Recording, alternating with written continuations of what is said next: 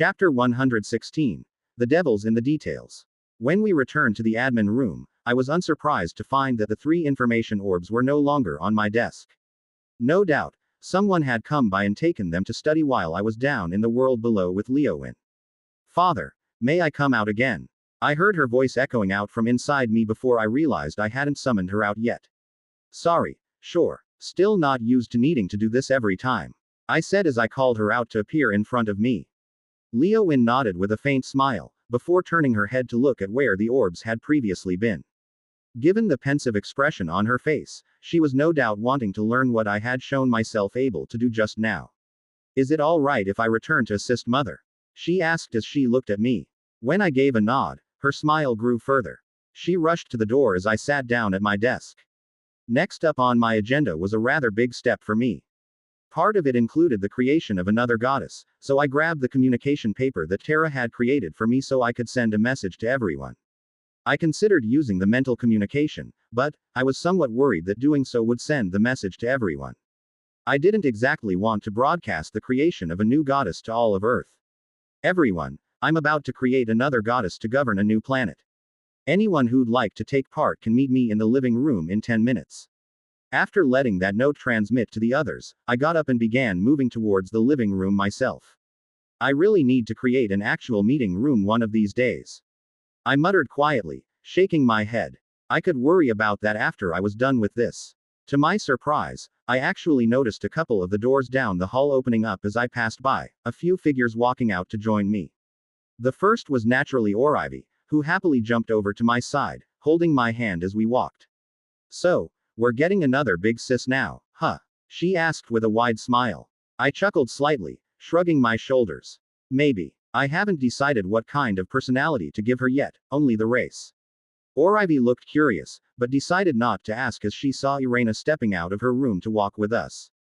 Dale. She greeted me with a nod and a small smile. Unlike Orivy, who was wearing an orange shirt that hung off her shoulders, with an orange and green skirt, Irena was wearing a dark blue business suit.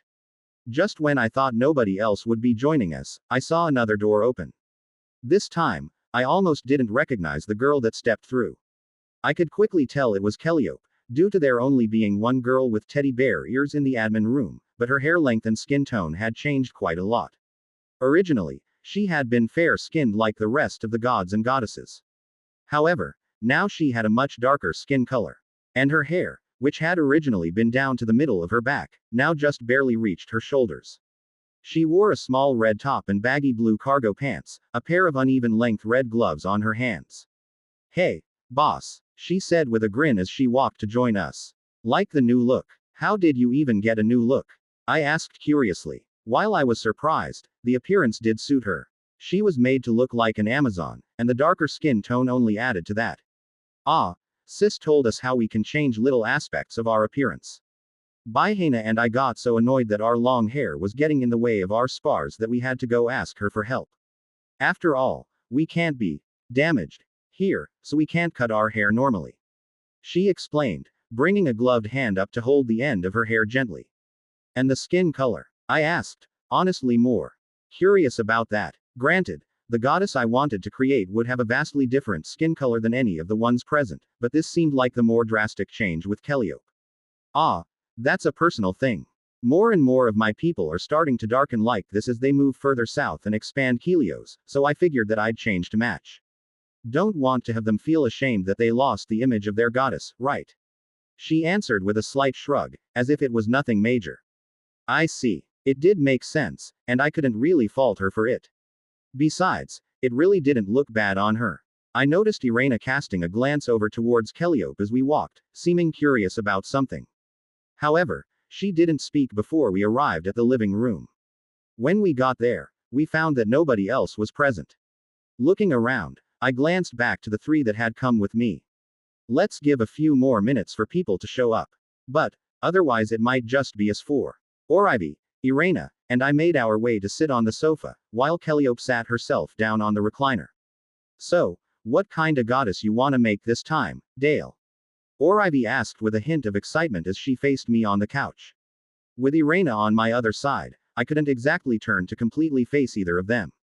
At her question, The other two seemed to have curious expressions as well, so I went ahead and explained. It wouldn't hurt to repeat myself if more did show up later. I want to make a demon, I said with a slight nod. For my second world, I'm thinking that I should go a different route than the world we have now, at least to start. No magic, or supernatural energies like that. I'll let them develop naturally until they reach a high enough level on their own. After that, I'll probably create a link between the two worlds, so that they can benefit from each other. For that, I'll need a goddess that can guide the world without interfering too much. I appreciate what you all have been doing, but I think that Earth might be advancing a bit faster than they can keep up with. I looked to the three goddesses, who averted their eyes slightly. It's not really a problem. But, Ryan brought it to my attention. With everyone actively guiding their races' development, it seems like their culture is having a hard time keeping up. I mean, it wasn't 500 years ago that I went down to the Beastkin territory and they hadn't even developed a proper currency yet. I wasn't sure how it was like in the other areas, but given how both Calliope and Orivy strengthened their attempts to not look at me, I'm guessing it's like that in most places. Are you suggesting that we slow down the advancement of our people? Irena asked curiously, tilting her head slightly beside me. The underworld is probably fine, I think. I haven't checked in a little while, but because of their circumstances they should have a bit more room to develop. However, for the living races, it would be a good idea to slow down a bit, maybe. If it keeps going how it is now, we might really be shoved into the games before any of us are ready. Hearing my answer, Irena nodded her head. I'd have to ask Terra, but I was pretty sure that the underworld would only play a minimal involvement in the evaluation from the system. Fiend, Orivy answered, though seemed somewhat reluctant. Calliope seemed a bit more hesitant, but did end up nodding her head in agreement. It's not like we have to completely stop communicating with them or anything, right? We just have to stop driving them to develop faster. The Ursa goddess said with a slight nod. It wouldn't be too late to have them start developing more again after everyone's at least finished exploring their own continents. Right. I'd appreciate it if you help relay that to the others. Now, back to the main topic. I don't know what kind of personality I want to give this goddess, or her domain. She's going to be governing this world mostly by herself, after all. I'll still be checking in, but most of my focus will be on Earth until we reach a stage I'm more comfortable leaving it alone. This caused the three goddesses to nod slightly, sinking into thought. You could give her the love domain like I have. Orivy eventually suggested, but I could only shake my head at that. I want to eventually link the two worlds, so I don't want her to have a domain already covered by anyone else. That would probably cause confusion, and maybe even a war. Otherwise, I'd just give her Tubrock's innovation domain. Why not just make her the goddess of technology? Calliope asked from her seat on the sofa. Because at first, technology won't really mean anything to the demons. I was thinking that would be a good second domain, but I need to give her something else for the first one. I answered with a small shrug. Fire. Irena spoke up from the other side of me, causing me to glance over. If my talks with Terra are to be believed, then demons are mythological creatures from your world often associated with death and flame. Neither of these are particularly beneficial for a peaceful world, but flame is a key element in the development of technology. I glanced at the other two, who nodded their head in agreement. Alright, let's go with the goddess of flame, then. Anyone have any ideas for her personality? Almost instantly, Orivy spoke up as if she had been waiting for this chance. Let's make her a mom, she said with a wide grin, looking at the three of us. We have a lot of sisters, a couple brothers, but no mother. I knit my brows together as I thought about that. However, before I could speak up, Calliope interjected. But, with the memories. If we label her as a mother, she'll probably have memories of children. If so, then wouldn't she panic when she appeared here without her children? I nodded my head, agreeing with her. And also, I'm somewhat against having a mother figure among the goddesses. Orivy pouted slightly after hearing that, but began flailing when I rubbed the crown of her head to apologize. Doing so would give her a feeling of authority over the other gods and goddesses, and probably cause some friction when she tries to tell us all what to do. Fiend, I guess. Orivy relented, dropping her arms back down to her side. How about a friend, then? She asked, looking up at me. Big Sis told me that you could use real people as a template for a companion. Is there anyone from your old world that you'd like to have brought back as a goddess? Well, that caught me a bit off guard. I could only look at Orivy with wide eyes before slowly sinking into thought. Her idea was completely valid, and one I hadn't considered before. The problem was, I didn't have many people I was close to before I died. My boss. No way was I turning my boss into a literal goddess and giving her an entire planet to govern. There is one girl, maybe. I considered it. We weren't as close as we used to be, but I had an old friend from where I used to live. We could probably bring her in for this. The more I thought about it, the more I remembered her and the world I had left behind. Sounds like a plan to me. Calliope said with a grin. I've been wanting to meet more people from your world, boss. Never thought I'd actually get the chance to do it. Seeing that nobody seemed to have a problem with it, I closed my eyes to send a message to Tara. Would you mind joining us in the living room? I need your help with how we decided to make this goddess. Chapter 117. Deal with the devil. After sending the message to Tara, the four of us waited in the living room for a few minutes for her to arrive. During that time, the three goddesses began talking about a few of their experiences they had encountered with their mortal incarnations. I was not really surprised to see that each one was still using that system, and was rather pleased that the points spent on it were not going to waste. A small sigh brought my attention to the hallway, where Tara was walking into the room. So, what do you guys need my help for? She asked, her tone slightly irritated. I was beginning to think that we might have pulled her out of an important conversation with one of the others. Of course, my worries vanished when I explained myself. Ryby said you told her it was possible to bring someone from my previous world back, and make them into a companion, right?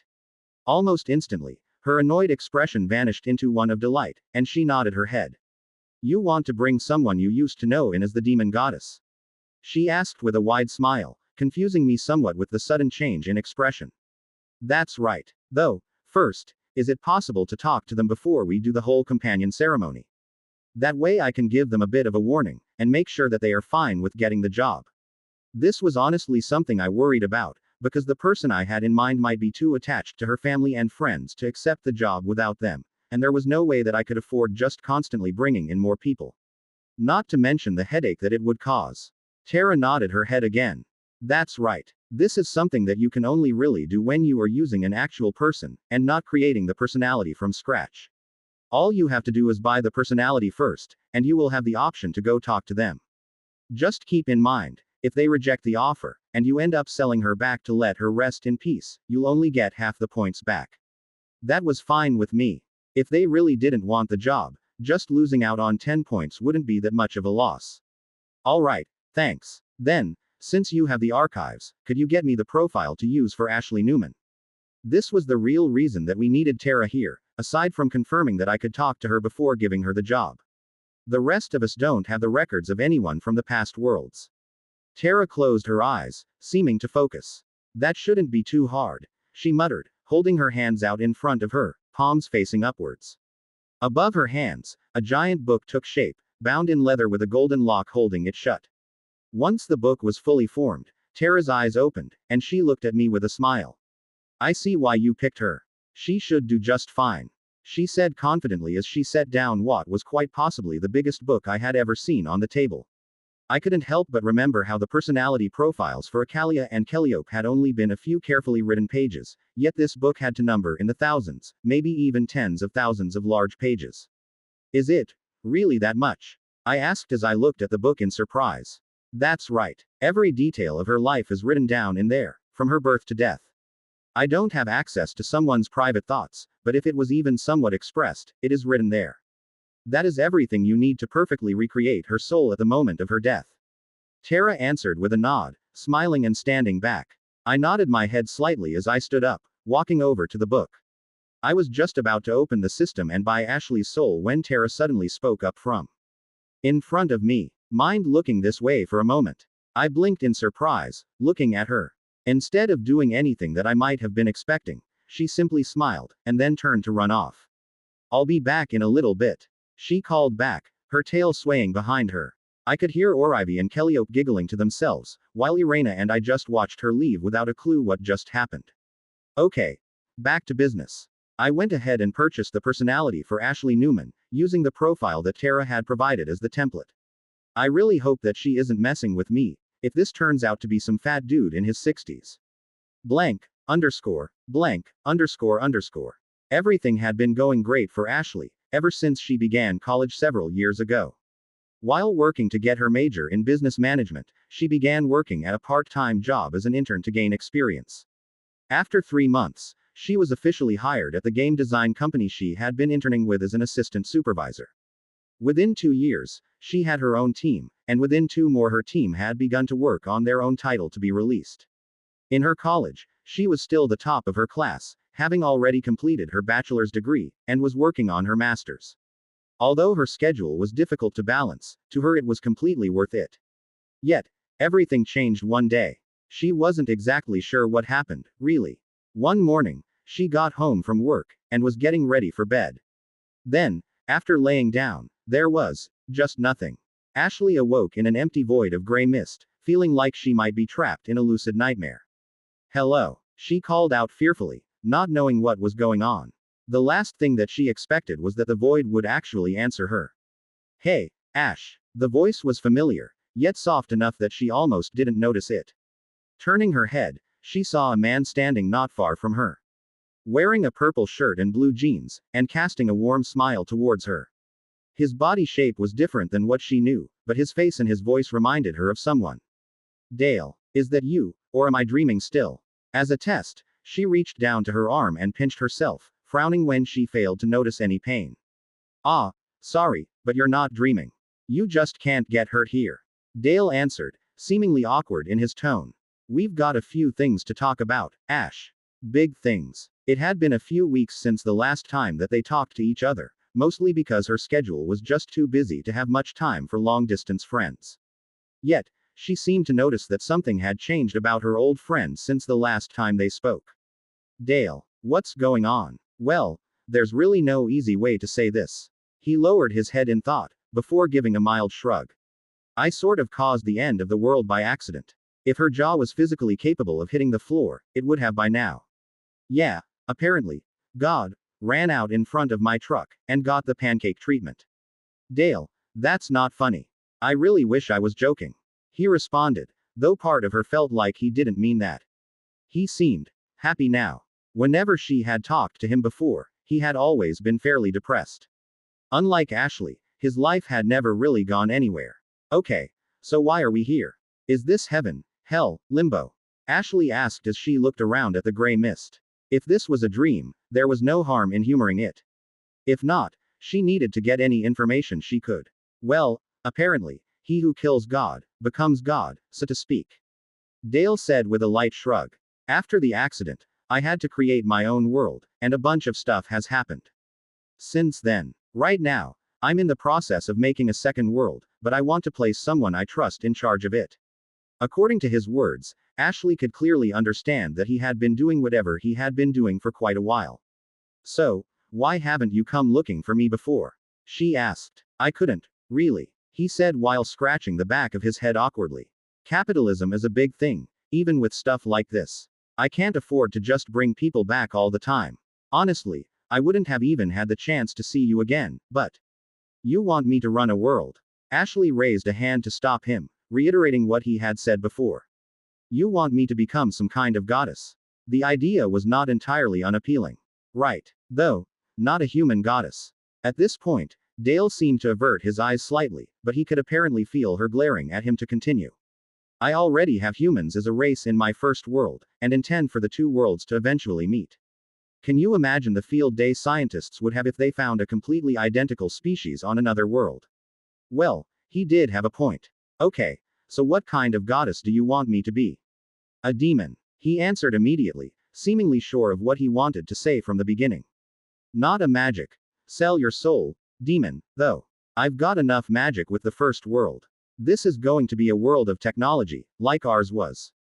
I don't want to introduce the magic until much later. Ashley nodded her head, sinking into thought. The idea of being a goddess wasn't really that bad, even if she was a demon goddess. As for managing her own world, she had always been interested in management. And, if this was really all just some elaborate dream, would it really matter if she chose to accept? Before you decide, I need you to understand something.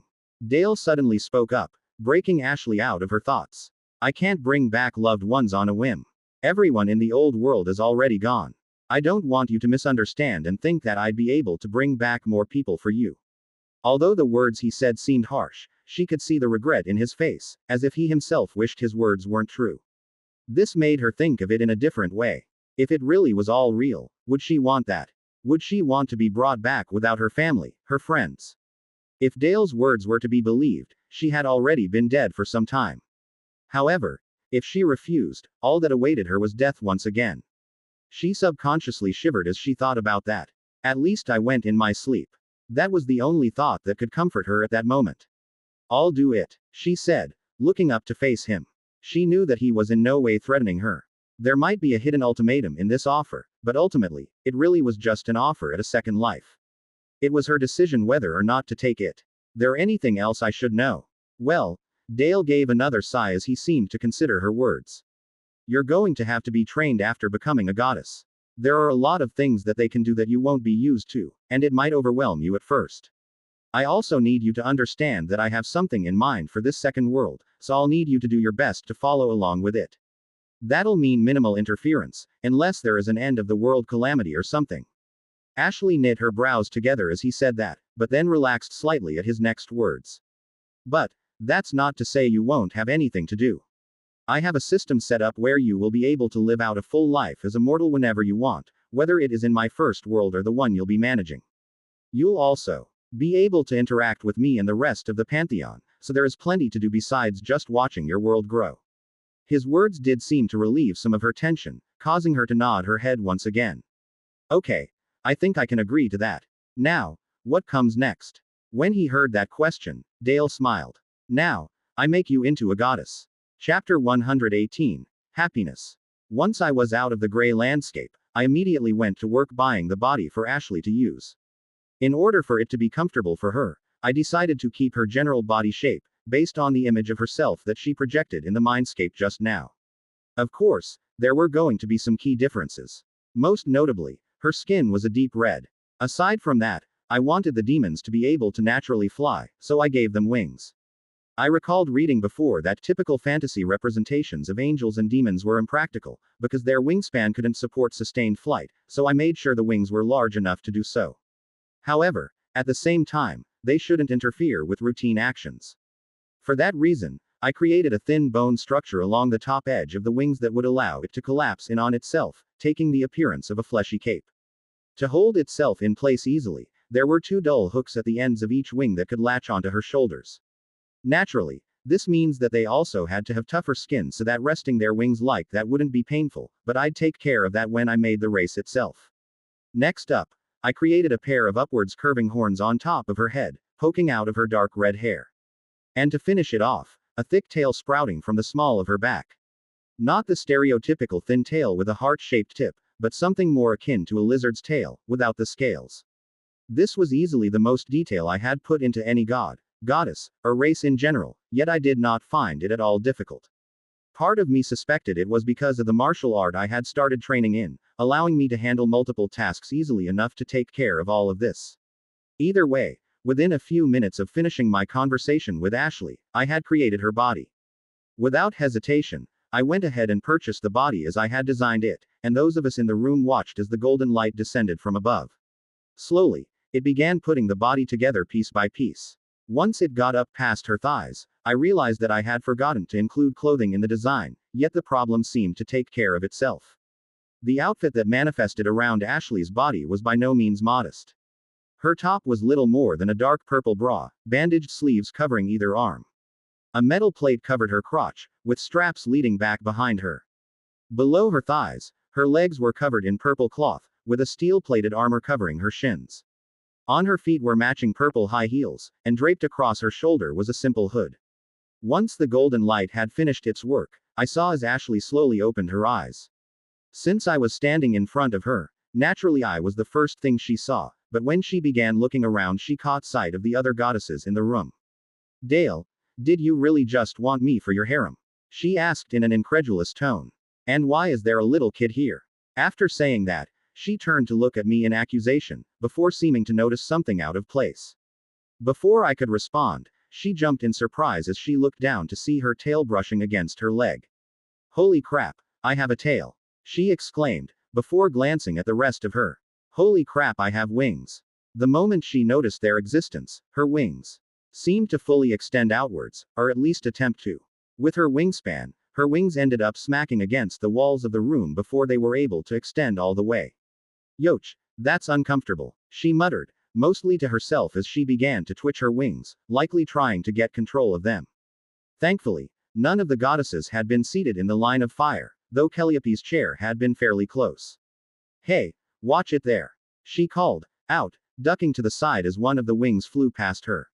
Not the TV, Orivy called out in panic as she saw that the other wing was heading towards the television.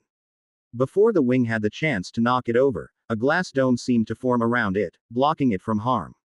The halfling goddess let out a sigh of relief when she saw that the TV was safe. Ash, how about we work on your wings first, and then we'll handle everything else? I suggested, to which she nodded readily. I'm going to touch along your wings, to give you an idea of where to focus your attention. After I said that, I moved to her still twitching wings, and began placing my hands gently on them. The areas I touched were naturally where I had placed the joints, that way she was able to slowly learn how to flex and contract her wings one step at a time. Once we've got you settled in, we can set up an area for you to practice flying. She seemed to like that suggestion, but was too focused on controlling her wings to actually say anything in response. Like that, it took roughly 5 minutes before we had managed to bring her wings all the way back in, their clawed tips once more latching onto her shoulder. This is all real, isn't it? She asked, the first thing she had said since noticing her wings. For better or worse, yeah. I nodded, and immediately sent a message through my spiritual world to Leowyn, asking her to meet me in my room in a few minutes. So, you've been doing this for a while, huh? She asked again, her eyes darting towards Orivy, who was still seated next to Irena. Long enough to have a kid, at least. I'm not his daughter, I'm his little sis. Orivy shouted out, flailing her arms in indignation. Ashley simply raised her eyebrows slightly at that, glancing towards me. It's true, my daughter is an elf, not a halfling, I said with a small smirk, letting that sink in. As expected, her eyes went wide with disbelief, causing me to laugh. Don't worry, you'll meet her later. For now, you should get to know these three. They're all goddesses of their own races, so they'll be able to help you adjust to your new abilities. She nodded her head slightly, looking to the three of them and bowing politely. I'm Ashley. Pleasure to meet you all. The others all smiled, giving their own introductions one by one. After they were done, I turned to look at Irena, the only other winged goddess in my pantheon. Once you've got her used to everything, would you mind being her flight instructor? You're really the only one I can rely on for this. Hearing me say that, Irena had a soft smile on her face as she nodded. It would be my pleasure. Thanks, Irena. Now, I need to go get her world set up. I'll be sure not to assign her god privileges until you all think it won't overwhelm her. I could still remember Orivy's pouting face when she suddenly got her second domain, and couldn't adjust fast enough. Ashley obviously seemed interested in watching the creation of her own world, but the fact that she literally tripped over her own tail when she tried to take a step to follow me apparently convinced her that she needed practice first. As such, I was soon back in my room, Leowyn already sitting on my bed with her legs tucked under her waiting for me. Welcome back, father. She greeted me with a warm smile. Hey, sorry about pulling you away from Ryan like that. I just thought you might like to see me work. Of course, she could have come to watch me creating Ashley, but I figured Ryan would most likely tell her what I was up to. So, if she didn't show up, that meant either Ryan didn't tell her, or she decided she'd rather stay with her mother for a bit. Either way was fine really. However, this was different.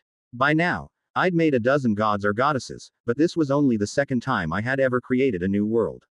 Who knew how long it would be before she got to see me do this again? Either way, she did seem a bit excited by the idea. Of course, father. What do you have in mind? Once I told her what I was doing, she hopped up from the bed, happily moving over to stand behind me as I sat down at the computer. Lately, I had been more adept at using the system with my thoughts, but something as big as making the world still required me to be safe rather than sorry. As such, I began navigating the menu, selecting the option to create a new world. In reality, even though this was my second world, it was the first time I was purposely using these menus. Naturally, there were things that surprised me. Please select the scale of distance between the new planet and Earth. If Earth has not reached the required development to unlock the appropriate distance, an additional cost will be applied. Same solar system. 0 points. Near interstellar. 0 points. Same galactic branch. 20 points. Distant region of galaxy. 30 points. Different galaxy. 50 points. Different cosmos. 100 points. Different universe. 0 points. This list of options was a bit unexpected to me, mostly because of the last two. From modern Earth science, cosmos and universe possess the same meaning. However, clearly the system defined them differently. Judging by the pricing, some things could be understood. A cosmos should be something like a galaxy of galaxies. What we of the modern age called the known universe. On the other hand, the universe as a whole was everything. Selecting a different universe should be akin to placing the world in an entirely different reality. Given what I had planned, I naturally selected the different universe option. I did not want this new world to have the systems and energy types of Earth, which had become physical laws permeating that universe. The fact that it didn't cost anything to select that option was a bonus. You have chosen to place your new world in an alternate universe. Any previously bought systems applied to Earth may be bought at 1/2 their cost to apply to a new world. Do you wish to enter creative mode to craft your world personally, template mode to buy from the basic template choices, or design mode to design specific options for your world and allow the system to create it? All costs will depend on the end result, regardless of this choice. While creative mode did sound like fun, I had no idea how long it would take me to personally create an entire world. I was also interested in design mode, but I didn't need that level of complexity with what I wanted. The simple template mode would suffice. Once I chose that option, the same 5 choices appeared in front of me as when I first created the Earth after becoming the keeper. I already knew what I wanted, so I went ahead and selected the technological world option as soon as the window appeared. And just like that, another 70 points were deducted from my total, leaving me with an even 1300. Well, at least that's what it was by my last count. I had probably earned some royalties or advancement points since I last checked. A slight yelp of surprise brought me out of my thoughts, and I saw that the room around Leowin and myself had vanished. I was still sitting at my desk, and she was still standing behind me, but everything else had changed. Like when I created the Earth, we were now standing high above the skies of the new world. On its surface, I could see only a single, massive continent. To liken it to Earth, I guess I could consider it Pangea. Currently, no life existed on the planet, be it plant or animal. Please assign a race to inhabit this world. Alternatively, you can choose free mode, in which the world evolves without interference from the system. Should an intelligent race evolve, you can choose to purchase them at market value. Free mode reminded me of what happened with the second planet discovered near Earth, and seemed like too much of a gamble even if I didn't know what I wanted. I opened the menu to create a race, and begin to fill in the information for the demonic race. Race name: Demon. Comprehension: 8. Agility: 6. Strength: 6. Lifespan: 80. Luck: 7. Awareness: 6. Male.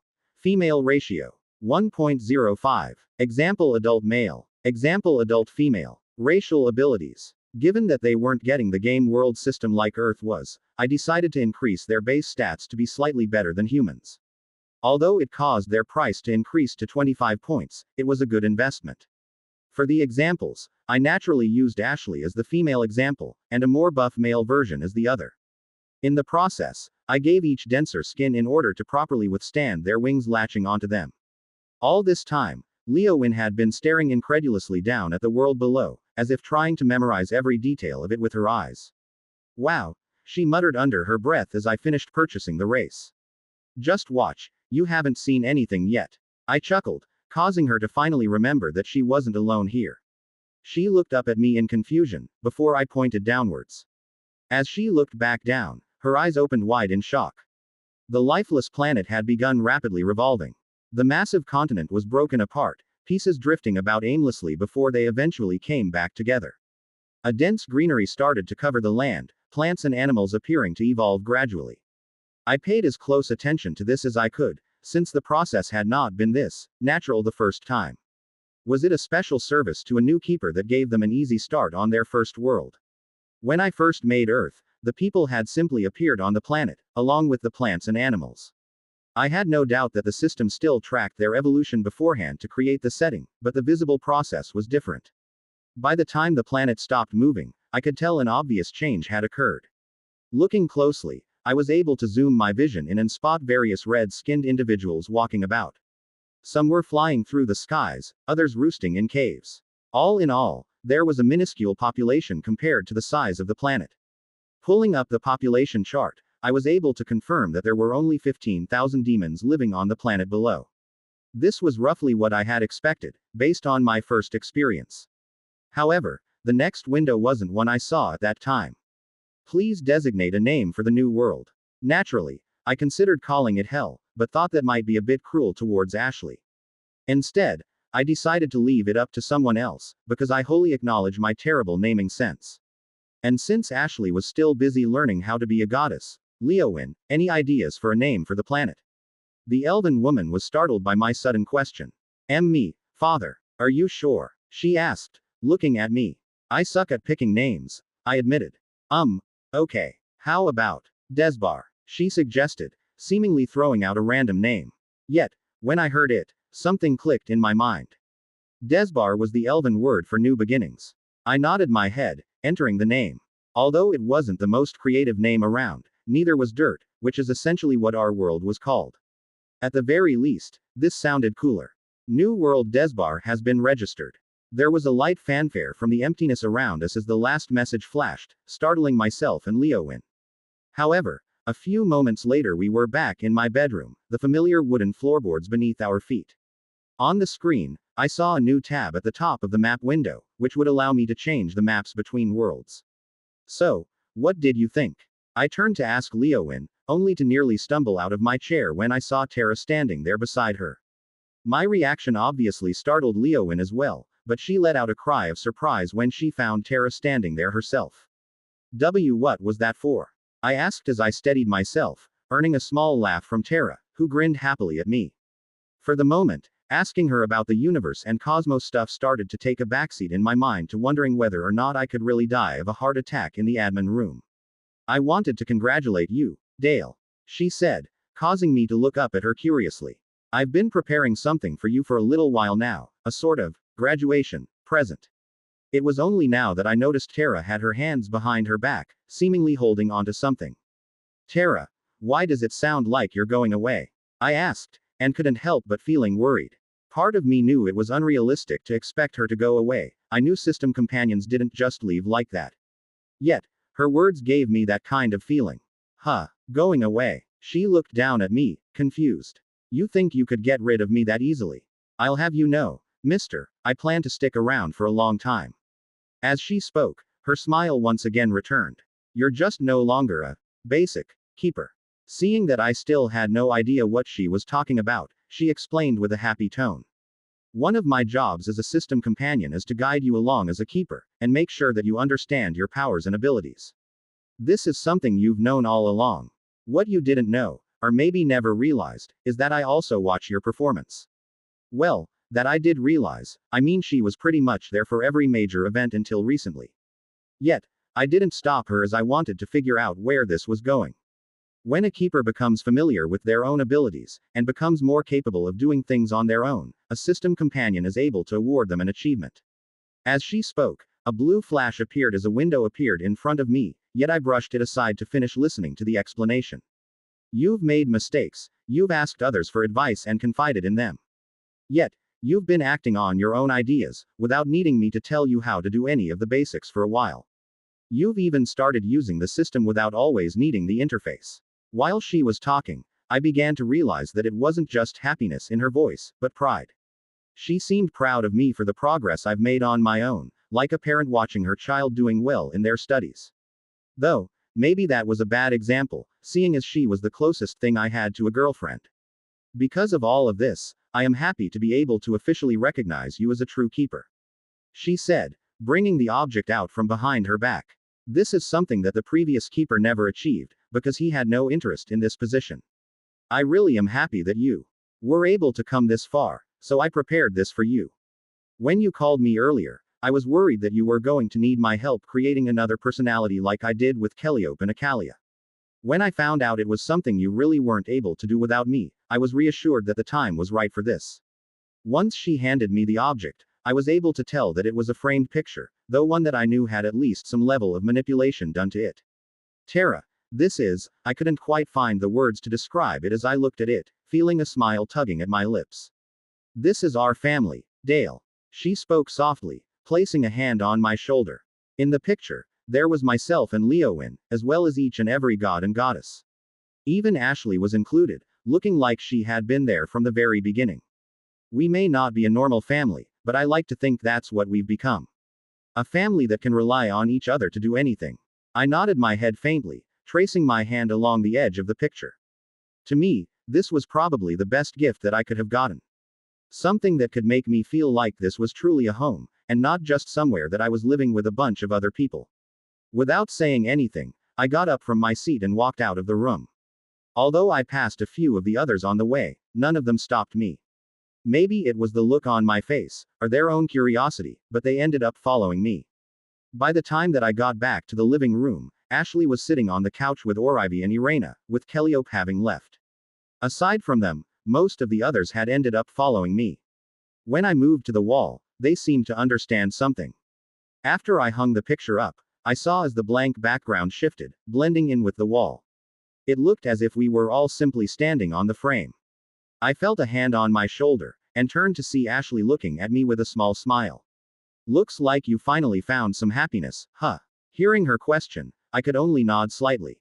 Yeah, I guess I have. Of course, the atmosphere was suddenly broken when a happy Orivy ran up and jumped into my arms, causing most of the gathered deities to laugh. The Keeper's family. Spoiler. Collapse. Chapter 119. The Secret Guardian.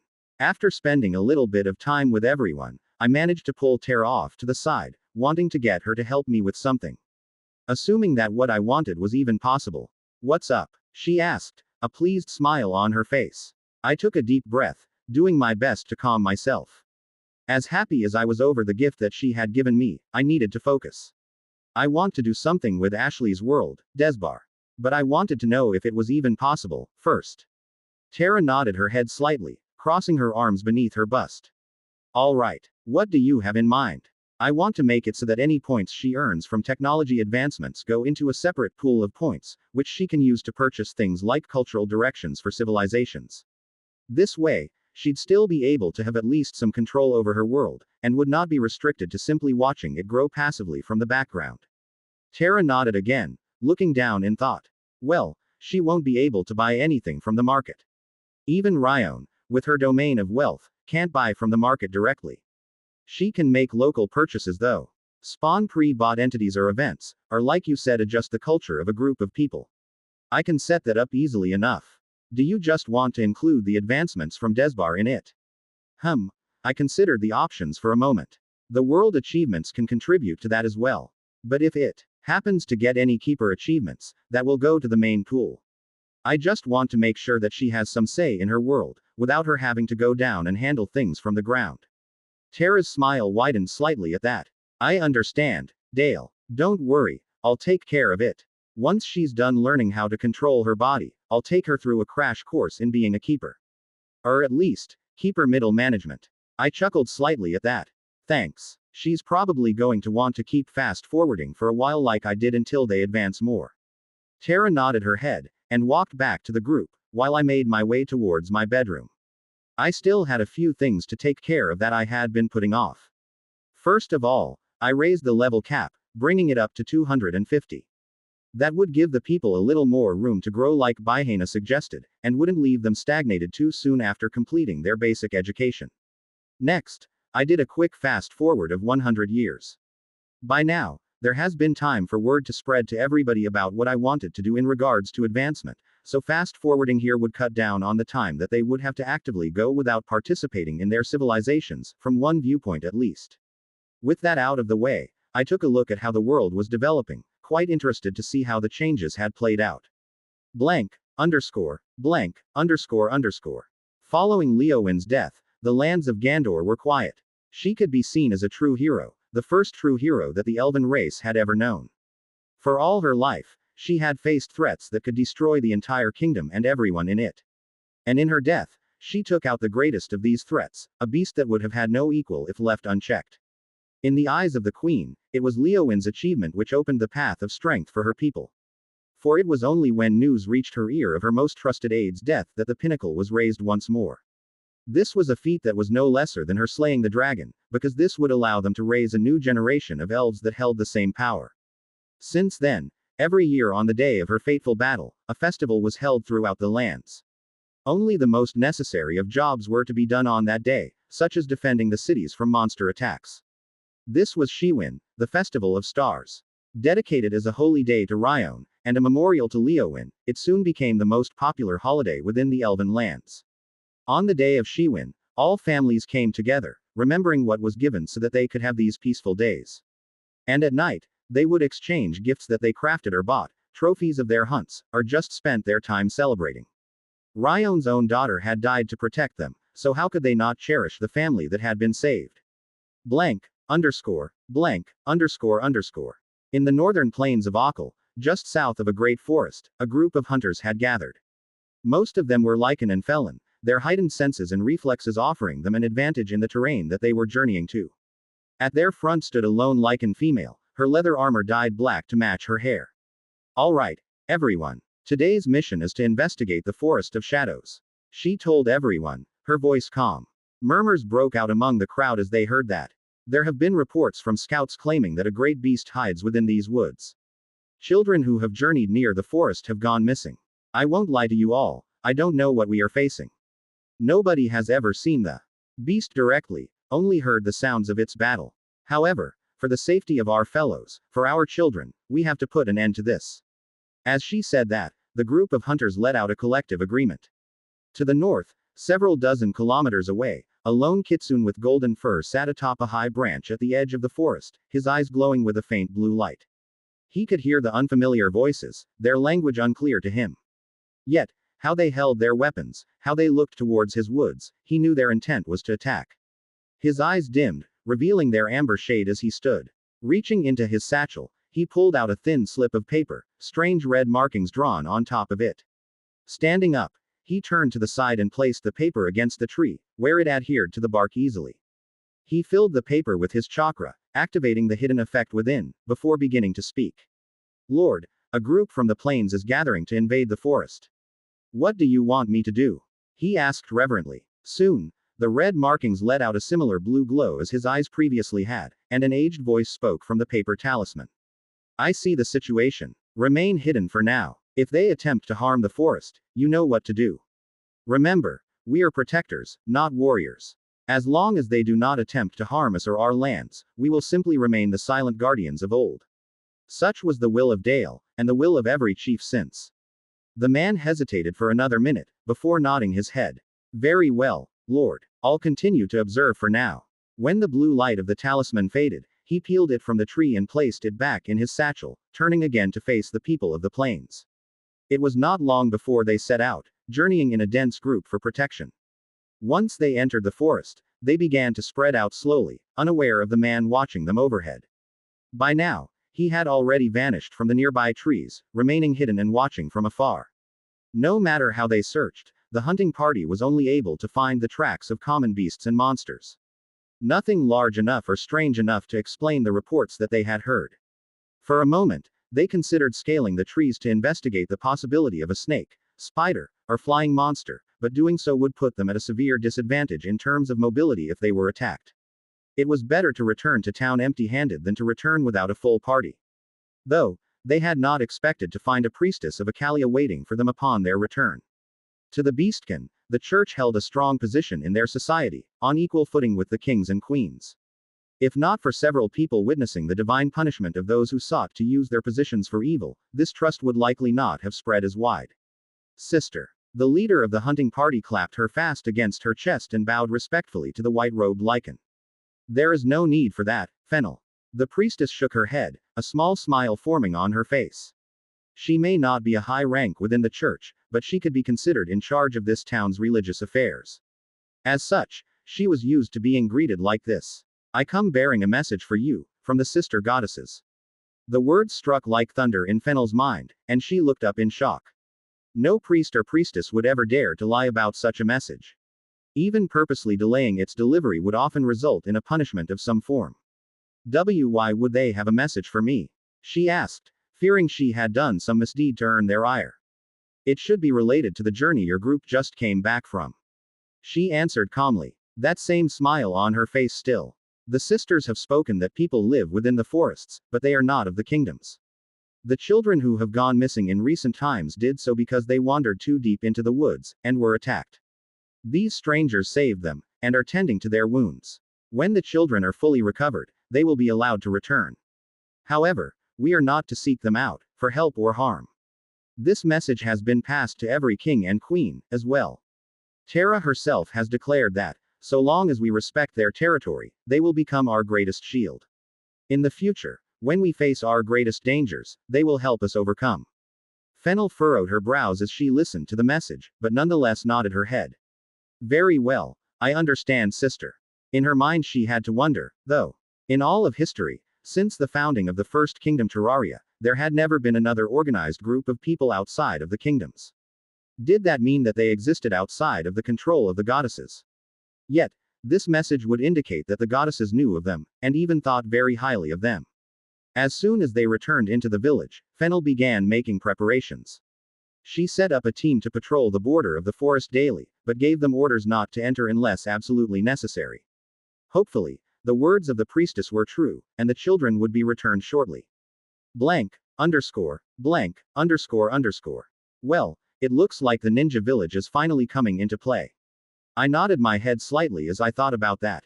Terra and the others may have intervened a bit there, but it wasn't really against what I told them. They hadn't tried to educate their people to increase their growth. If anything, preventing direct contact with the ninja village would slow them down further. With that out of the way, I decided to turn my eyes elsewhere. It was time that I gave a closer look to the Herrick, who I had been mostly neglecting recently. The survival of the other races were all but guaranteed since I had the gods and goddesses watching over them, but the Herrick were different. The Herrick truly had only themselves to depend upon. Chapter 120. Decisions, decisions. To be honest, my expectations weren't exactly that high when I went to look at the Herrick territory. There was even the chance that they had been pushed to the brink of extinction. While I knew that nothing major had happened to them, or else I would have received an alert, that didn't exclude the possibility of a slow decline. However, what I saw pleasantly surprised me. They were still well within the Stone Age, their cities little more than huts crafted out of shaped stone.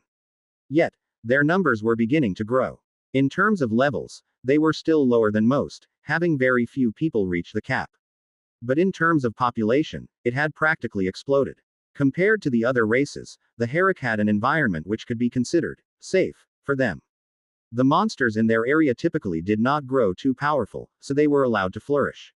Out of curiosity, I opened up the population window, wanting to get a better idea of how they compared to the other races. Elves. Population. 423,000. Average level. 125. Humans. Population. 2,340,000. Average level. 115. Felon. Population. 4,780,000. Average level. 117. Lycan. Population. 2,730,000. Average level. 119. Ursa. Population. 5,315,000. Average level. 112. Kitsune. Population. 3,670,000. Average level. 109. Dwarf. Population. 2,650,000. Average level. 121. Halfling population. 1,100,000. Average level. 116. Diva. Population. 23,507,000. Average level. 167. Centaur. Population. 846,000. Average level. 114. Herrick. Population. 315,000. Average level. 75. Given that the Herrick had only been less than a tenth of that number not too long ago, it was a remarkable growth. Though, this window also had other information which I found quite interesting. In particular, the Diva. In terms of population alone, the Diva race far outstripped even the four Beastkin races combined. When you take into account their average level, which was also substantially higher, their strength as a race becomes even greater. However, this is only to be expected, given the characteristics of the Diva and the world they live in. Within the underworld, the strong have longer lifespans. Therefore, the average is skewed towards all of those people who train to the pinnacle and don't die after a while.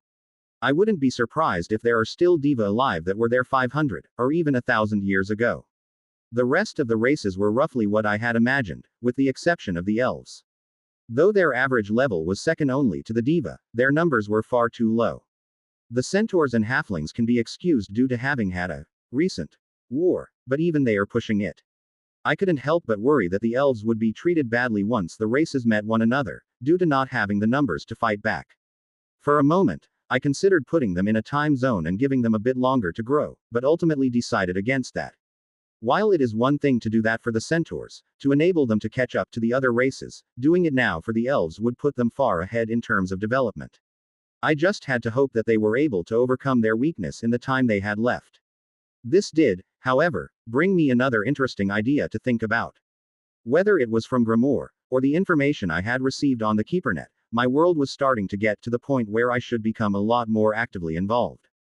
They had all recommended new keepers to start when their world reached 50 million people. I couldn't exactly count the diva in that number, given that they were part of a different plane of existence, but even without them I was at roughly half of that. But, how should I get involved? I wondered to myself, glancing at the various parts of the world. It was still far too early for me to start connecting the races together, so that idea was out. Maybe I could try to raise up another leader like I did with the centaurs, just doing it myself this time instead of a world host. Nodding slightly at that idea, I couldn't help but glance towards the humans. Although they were waging far less wars than they had in the past, there were still many fragmented kingdoms within their lands. Perhaps I should start with helping them to unify a bit. However, that thought soon left my mind. No, anything like that would get pulled apart as soon as I left, I think. What are you talking about? A voice spoke up from nearby, and I turned to see Akalia, standing in the doorway. Her canine ears were twitching slightly as she looked at me, tilting her head. Sorry, I was just heading back to my room after the little party died down, and I heard you say something. Maybe I could help. She smiled sweetly as she offered, and I couldn't find it in myself to say no. She was the goddess of wisdom, after all. Maybe she'd have some good advice for me in a situation like this. All right. Pull up a chair, I told her, causing another chair to form beside my own. She happily moved over to sit down, as I began explaining the issue. Once I was done telling her about how everyone suggested I stay involved, and that I couldn't decide what to do, she put on a thoughtful expression, slightly rocking back and forth in her seat. Well, I know a bit about the other races from talking to the others. A lot of the stuff we just take care of on our own. We use our incarnations for that, you know. If we want to build up a king or queen, we do it ourselves. I don't really think that would be something for you to get involved with, unless you get a really good idea. Well, when you put it that way, she did have a point, though. The others are all able to live out their own mortal lives whenever they want, even among all of the different races. Playing Merlin for them wouldn't have any real meaning, since I'm sure most of them have already done that a few times. Okay. Then what do you have in mind? Gimme a second, she said quietly, still rocking back and forth, her legs swinging beneath her. If you went to the dwarves, you could probably become a legendary blacksmith, but that doesn't really fit you. I think the best thing for you to do would be to create a legend. I couldn't help but blink slightly at that. A legend, you say? Well, those are easier said than done. Though, I had inadvertently created a couple of legends before, doing so on purpose would be harder. After all, first I would need to figure out what kind of legend I wanted to make, and how to do that without the populace warping it beyond all recognition. Or, in other words, figure out how to do so in a way that their warping creates what I wanted. Yeah, true. Akalia nodded in agreement. Ooh, I know. Suddenly, her head shot up in excitement, her tail sticking straight out behind her. I know something you could do that would really impact the world. Better yet, it wouldn't take much time from you. Seeing me urge her to continue, she put on a face that I could only describe as a wolfish grin, her sharp canine poking past her lip. Make fairies. Like, actually handcraft them, don't buy them. Here, let me show you. Before I could say anything, she closed her eyes to focus, bringing up a window in front of me. It was one that I had seen multiple times before, and showed a class one had already purchased, the World Spirit. I've been thinking about this one for a while now. I even spent an entire incarnation trying to figure out how to obtain the class. I looked over the window, nodding my head slightly before I pulled up some information on my computer. Sure enough, Nobody in the world had unlocked the World Spirit class, or the Martial Spirit class. Okay. I'm guessing that you have an idea, since you brought it up. Hee hee. She smiled wide at me in response to that, nodding her head. I actually don't think it's a class that people can become. So hear me out. Our spiritual energy isn't something that we ourselves can manipulate, at least not without really injuring our health. My incarnation actually died when I tried to forcefully pull natural energy into my body to merge it with my spirit as a last resort. I nodded my head as I listened, already well aware of this fact. However, we have several classes that specialize in controlling unbound spiritual energy. So it got me thinking, maybe a world spirit isn't trained, but born. Maybe someone else has to manipulate spiritual and natural energy, giving it a physical form. I was planning to have my next incarnation try that, but she's still only an infant, and you asked us not to advance our races too much, so, maybe you could do it. If it works, you could create a brand new race within the world. With her proposal finished, she leaned forward in her chair, propped up by her hands between her legs, and looked at me with that same smile. I could certainly try it. Might even be able to create martial spirits while I'm at it, if they follow the same principles. I nodded my head slightly, agreeing to the idea. By the way, how are the dungeons coming along? I hadn't heard any of you mention them in a while. Dungeons? She asked, tilting her head curiously. Oh, right, sorry. I only have one that's actually been found, and it was killed around 100 years or so ago. Saying that, she shook her head sadly. Most people see them as just another type of monster, so it's only normal for them to want to destroy them. Not all of our dungeons are able to communicate like Orivi's. Oh, she's been teaching it how to talk? I asked in mild surprise. Well, maybe not talk. But it can write on the ground. She's been teaching it all the different languages as they evolve, so no matter who it meets in the future it will be able to communicate with them. Why don't you guys try doing that with yours? I couldn't help but ask her that, seeing as it was turning into an issue. Well, you see, they're just too dull, honestly. Her ears drooped down as she said that, shaking her head. I tried with a couple of mine. The race as a whole just has issues with learning. It took me about 400 years just to get one to spell out a proper sentence. And even then it wasn't able to figure out how to understand spoken words. I see. Well, thanks anyways for the advice. It's given me an idea on what I can do now. That earned me another happy smile from Akalia. Glad to be of help. If you need me for anything else, just let me know. I'm right down the hall. Seeing that she was done here, she hopped up onto her feet and ran out the room, her tail wagging happily behind her. Well, I guess it's my turn to get started. I mused silently, sending a mental summons to Leowin through my spiritual world. Let your mom know that you'll probably be gone for a little while this time. I'm not sure how long it'll be before I'll be done. With the message sent, I waited for Leowin to get back to the room. At the same time, I began looking through the map to find an ideal place to put the world spirits and martial spirits. Somewhere where they'd be able to have an effect on the world, without getting massacred as soon as they appear. Chapter 121. The fairiest of them all. While I was waiting for Leowin, I sent a message to Terra, asking what the minimum distance was that I had to be from a settlement in order to use my full power without being noticed.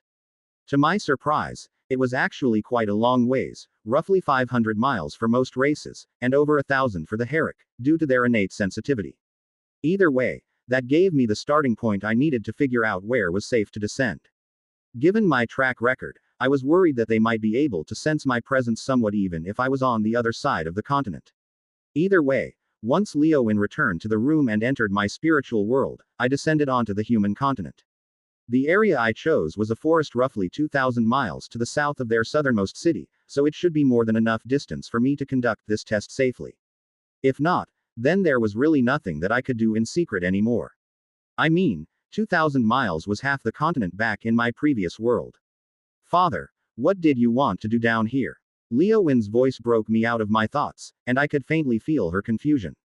I'm going to be making history, I said, in a purposely cryptic tone, before explaining. There are two classes that don't seem to be able to be unlocked naturally, due to the restrictions on the classes themselves. Only specially created entities can get them. So, I'm going to try to create them. As I spoke, I could feel Leowin's excitement growing stronger. Can I come out? She asked in a hopeful tone. I want to watch it myself. Sorry. I shook my head slowly. I can't risk it. I'm going to be messing with a lot of spiritual energy, and I don't want to accidentally drag yours into the mix. If I thought it was safe, I'd let you out, but for now, you'll just have to watch it through me. Ah. I could feel Leowin pouting from within me, but there was really no helping it. I had had so little practice with my full power that it wasn't funny. To be precise, I had no practice with my current full power, and didn't even know what my full power was. Well, I could at least remedy one part of that quickly. Name: Dale Mitchell. Race: Human Keeper. Health: 387 387, 463,114 463,114. Mana: 235 235, 142,773 142,773. Strength: 7 519. Key: 744 744, 178,342 178,340 seconds. Stamina: 13 432. Intelligence: 12 367. Dexterity: 16 489. Wisdom: 23 579. Luck: 6 172. Charm: 5 161. Class list: Alchemist 1 134. Archer 0 149. Architect 0 67. Archmage 0 52. Armorer 0 99. Artisan 0 99. Assassin 0 113. Bard 0 167. Berserker 0 180. Black Knight 0 35. Blacksmith 0 99. Carpenter 1 99. Chef 0 99. Cleric 0 83. Crusader 0 48. Druid 11 105. Enchanter 5 103. Engineer 0 7. Fallen Priest 0 19. Farmer 0 99. Gambler 0 38. Guard 0 89. Herbalist 2 99. Hero 3 52. Hunter 0 121. Jeweler 0 67. Knight 0 81. Leader 1 61. Leatherworker 0 99. Mage 2 130. Martial Artist 1 99. Merchant 0 69. Miner 0 99. Monk 15 130. Monster Tamer 2 85. Ninja 6 150. Noble 0 48. Painter 0 74. Paladin 0 23. Pirate 0 25. Priest 1 100. Rogue 0 85. Scholar 1 65. Scout 1 91. Sculptor 0 63. Shaman 10 72. Spirit Hunter 15 61. Spirit Tamer 6 79. Swordsman 0 91. Tailor 0 99. Templar 0 38. Warrior 2 160. Weaponmaster 0 46. Advanced classes: Elemental Monk 0 35. Elementalist 0 40. Summoner 0 23. I couldn't help but cough in surprise when I saw the various stats and levels. No wonder Terra said I needed to be at least 500 miles away. I even began to wonder if I had truly gone far enough. Everything was so much higher than it had been the last time that I looked that I couldn't help but worry. Still, Terra had never directly lied to me before, so when she said that 500 miles would be a safe distance, then naturally that meant I would be safe where I was. It just took me a moment to accept that reality. Taking a deep breath, I focused inwards, taking down the wall that I had built between myself and my keeper power. I could feel the energies washing over me, but the changes did not end there. Beneath my feet, the ground began to crack under my suddenly increased weight. Blue and golden lights circled around my body before rising into the air. When the light hit the skies, the clouds began to darken, lightning arcing within them. I blinked in surprise as I watched the strange phenomena which were caused simply by releasing my full power. However, it only lasted for a short time before the lights were absorbed back into my body. With the increase in my strength, it was only natural that I didn't notice the change in my weight, myself. If anything, I actually felt lighter than before. Yet, from the sounds that rang out every time I took a step, like a heavy rock being dropped onto the ground, I knew that the change must have been significant. Wow! Father is powerful. Leowin called out in surprise from within my spiritual world, having noticed the unconscious display of strength. That was an accident. I chuckled softly, shaking my head. Now, let's get started, shall we? I glanced down to my wrist, where the golden bracelet I had previously formed still resided. There were questions about some of my status that I would have to ask Tara later, but for now I had to focus. Leowin was clearly excited to see me perform whatever miracle she expected me to achieve. Yet, knowing myself, I was bound to disappoint her if she was expecting a success on the first try. After all, I had never attempted to merge spiritual energy with anything else. First, I lifted my right hand, my golden bracelet shining slightly. Gather, I commanded, and I could sense as the natural energies of the surrounding forest gathered in front of me, as if awaiting further instructions.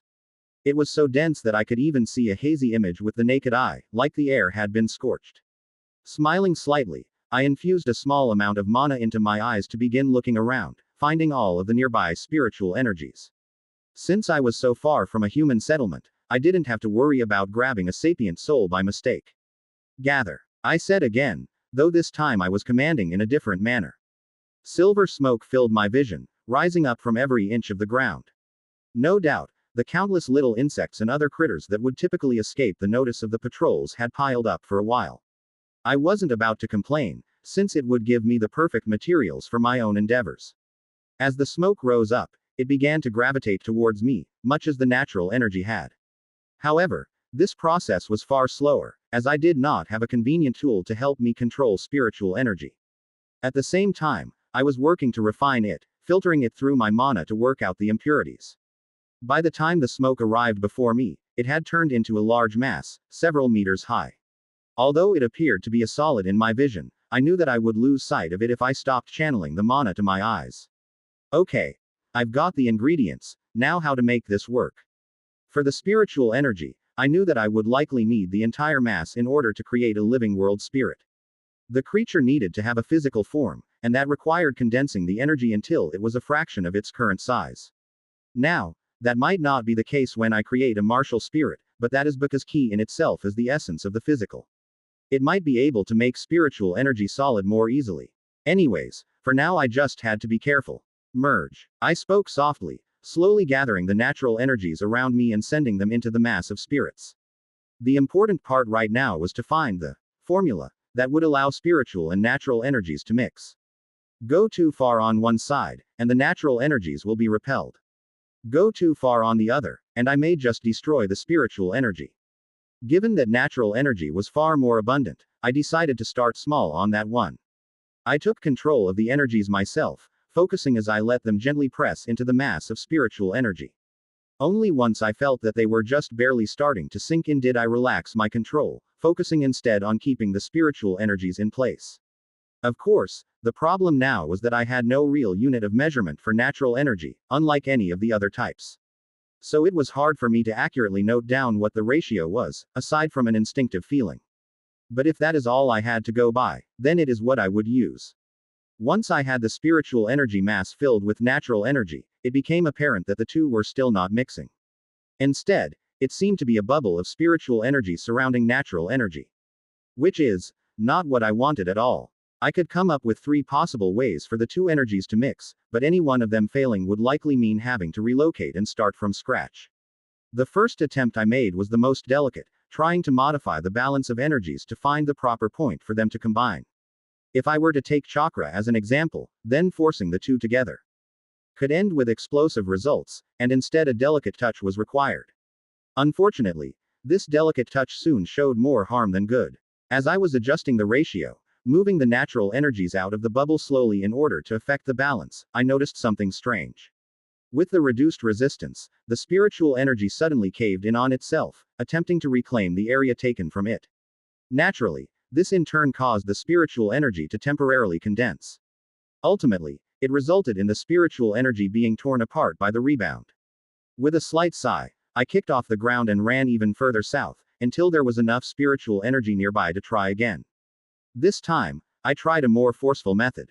With the bubble formed once again, I attempted to condense the spiritual energy around it, with the intention of forming a physical body for the natural energy to reside in. As one might imagine, this did not go so well either. This time, there was an actual explosion, and the ground beneath me seemed to shatter. Everything within 10 meters of the experiment had been blasted back, with the exception of myself. Moving south once again, I tried the third and final option. What do you do when two items refuse to mix properly? You shove them in the blender. By this point, I was admittedly somewhat irritated at having to start all over again. When I had the two energies gathered, I began violently mixing them, spinning them around and containing them much like a blender would. This method was honestly the one that I thought had the least chance of success, hence why I saved it for last. And yet, I was not wrong. The only thing that seemed to come out of the third attempt was the spiritual energy being torn to shreds repeatedly. Although I did notice a slight change to some of it, it was far from being able to make me excited. However, it did give me another idea to try. So, moving south again, I started over for the fourth and final time.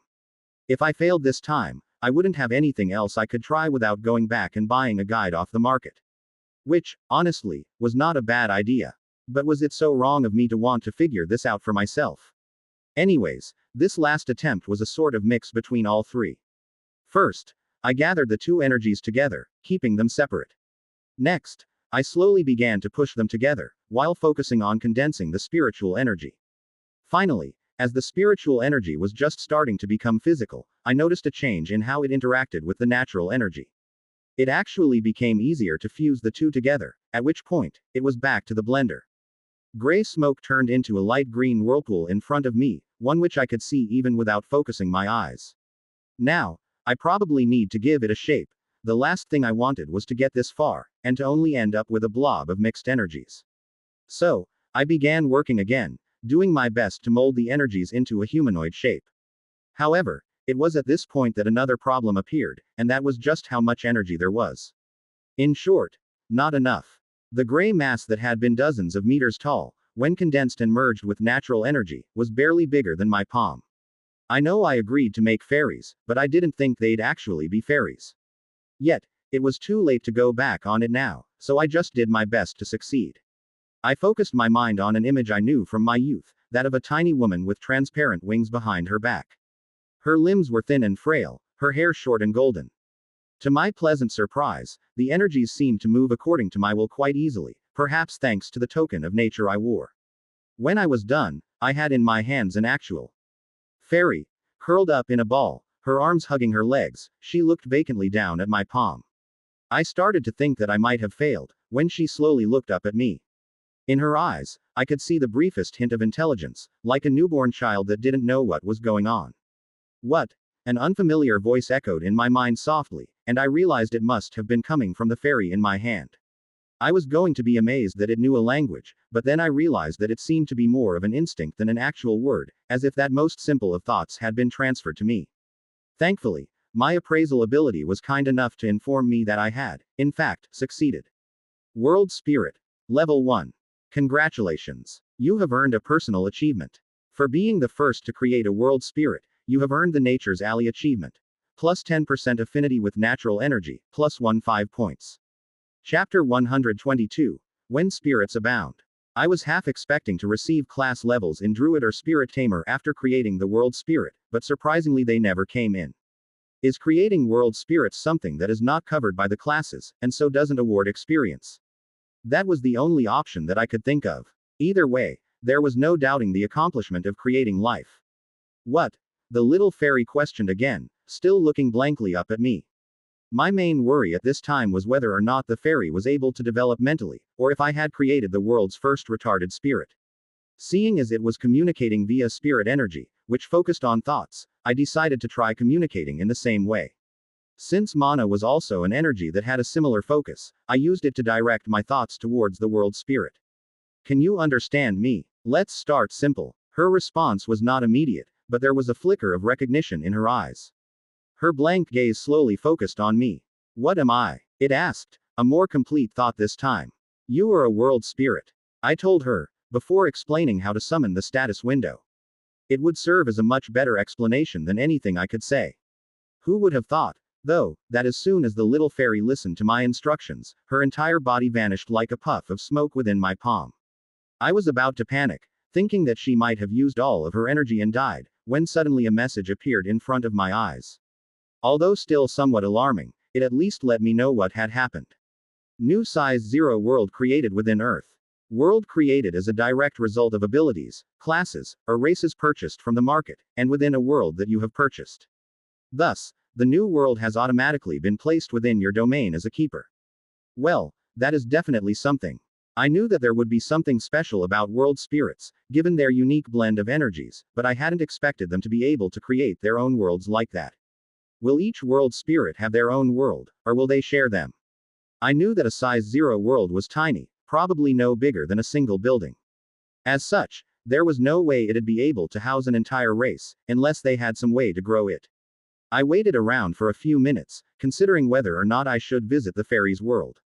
Before that decision was reached, however, she suddenly appeared before me again, trembling as she latched onto my hand. No, no, no, no, she repeated the thought over and over, and I could feel a sense of fear coming from her. What happened? I couldn't help but ask. Her eyes slowly turned to face mine, her arms still wrapping around my wrist like she was afraid she would vanish again. Empty alone didn't like. No voice no light didn't like. Well, clearly she'll need to learn some proper language eventually. But first, there was something that I could maybe help you with. What if I could help you create more like you? If she wasn't alone, maybe that world wouldn't be so scary for her. Alone, no one like me. No other voice, all alone. Though she said that in what sounded like a disagreement, she still looked at me with hopeful eyes. Make more voices, not alone.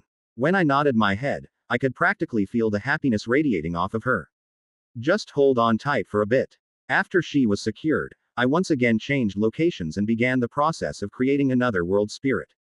This time, I had the benefit of experience from when I created the first world spirit, so the process went much more smoothly.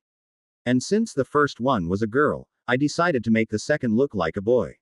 Of course, neither of them actually had genitalia, so the difference was purely cosmetic. When I took a look at the two, I saw them staring at each other. I could vaguely feel a quick exchange of energy, likely meaning that they were communicating, before the two of them flew into the air. Since they weren't sending me any messages, it was hard to tell what they were thinking, but judging by how they spun around one another, I had to guess that they were excited. Do you think you can do that? I asked the female fairy after I saw her descending. She looked up at me with wide eyes, nodding her head happily. Yes, can do. Make more, make friends. I smiled when I heard her excited, if still broken response. It seemed like I wouldn't have to worry about the world spirits being able to reproduce, but first I had to lay some ground rules. Alright, but you can only take energy from those little things to make more, understand? I motioned towards the various smaller insects and rodents that the diva would likely overlook, which is where I had been drawing the power from to make the two spirits. If you take from something bigger, you'll end up hurting people and have to be punished, okay? Her eyes went even wider at that, and her body visibly trembled when she heard my words in her mind. The male spirit glanced at her, unsure of what we were talking about. Nonetheless, she nodded her head. Okay, only small, no big. Only small, no big. She repeated the words a few times, before turning to look at the male spirit.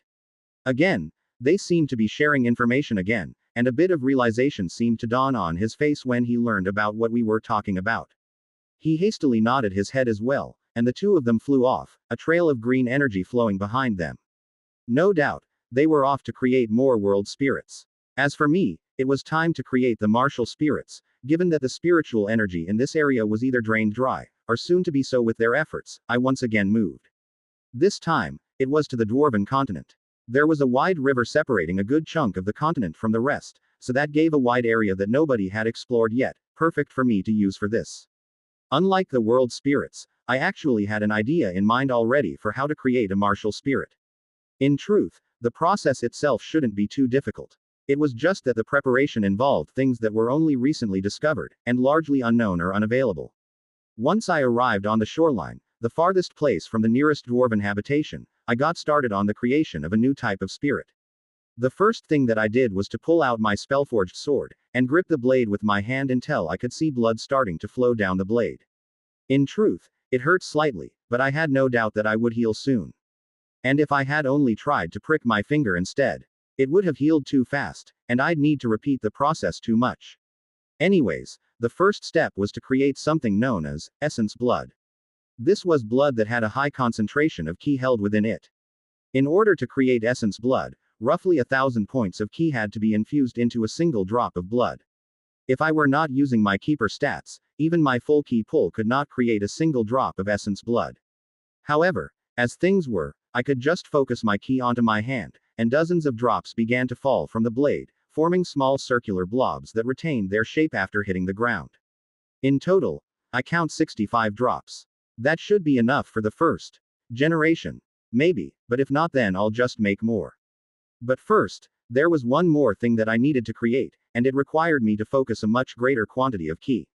This time, after investing roughly half of my ki into my hand, 3 larger red spheres, each as thick as my thumb, dropped down to land next to the essence blood.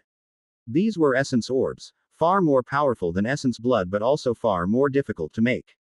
Each one required 15,000 ki to produce, which was a number you were unlikely to reach under normal circumstances unless you specialized in such things. Essence blood and essence orbs shared many of the same uses, judging from the manual that I had purchased from the market. They could each be used in a normal crafting process to create something that seemed to share many similarities to Tubrok's spellforged items. But, as it was essentially blood with a high concentration of ki, it should also serve the purpose of creating martial spirits. The essence orbs were too valuable to waste on testing, since I wasn't sure I could easily create more without proper rest given my current ki levels. Instead, I simply placed my sword back into the bag, and reached down to pick up one of the drops of essence blood. For now, I left my cut hand unattended, reminding myself to learn a proper healing spell when I get back to the admin room. With the single drop of essence blood in hand, I moved to face the ocean. In truth, even with Bihana and Irena working together, there should be far more lingering spiritual energy in the water than on land.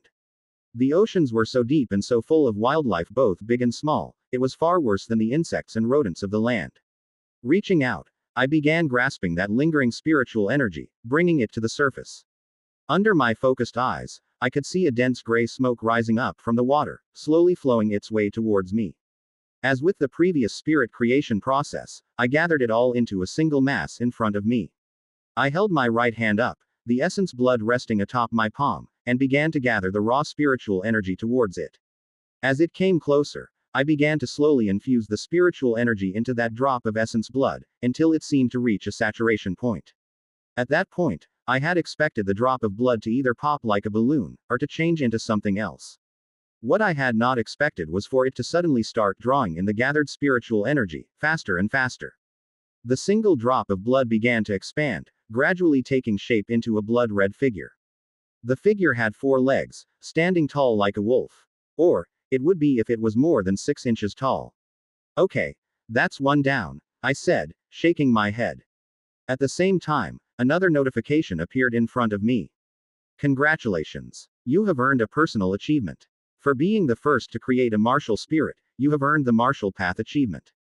Plus 10% spiritual energy, plus 5% ki, plus 15 points. For the most part, it appeared to be the same as the World Spirit achievement, but the reward was a bit different, including a boost to both spiritual energy and ki.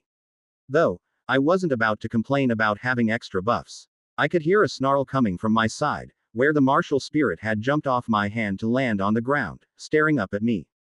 Focusing on it revealed something rather interesting, though, as it was not only level 1, but also classified as a rank 1 martial spirit.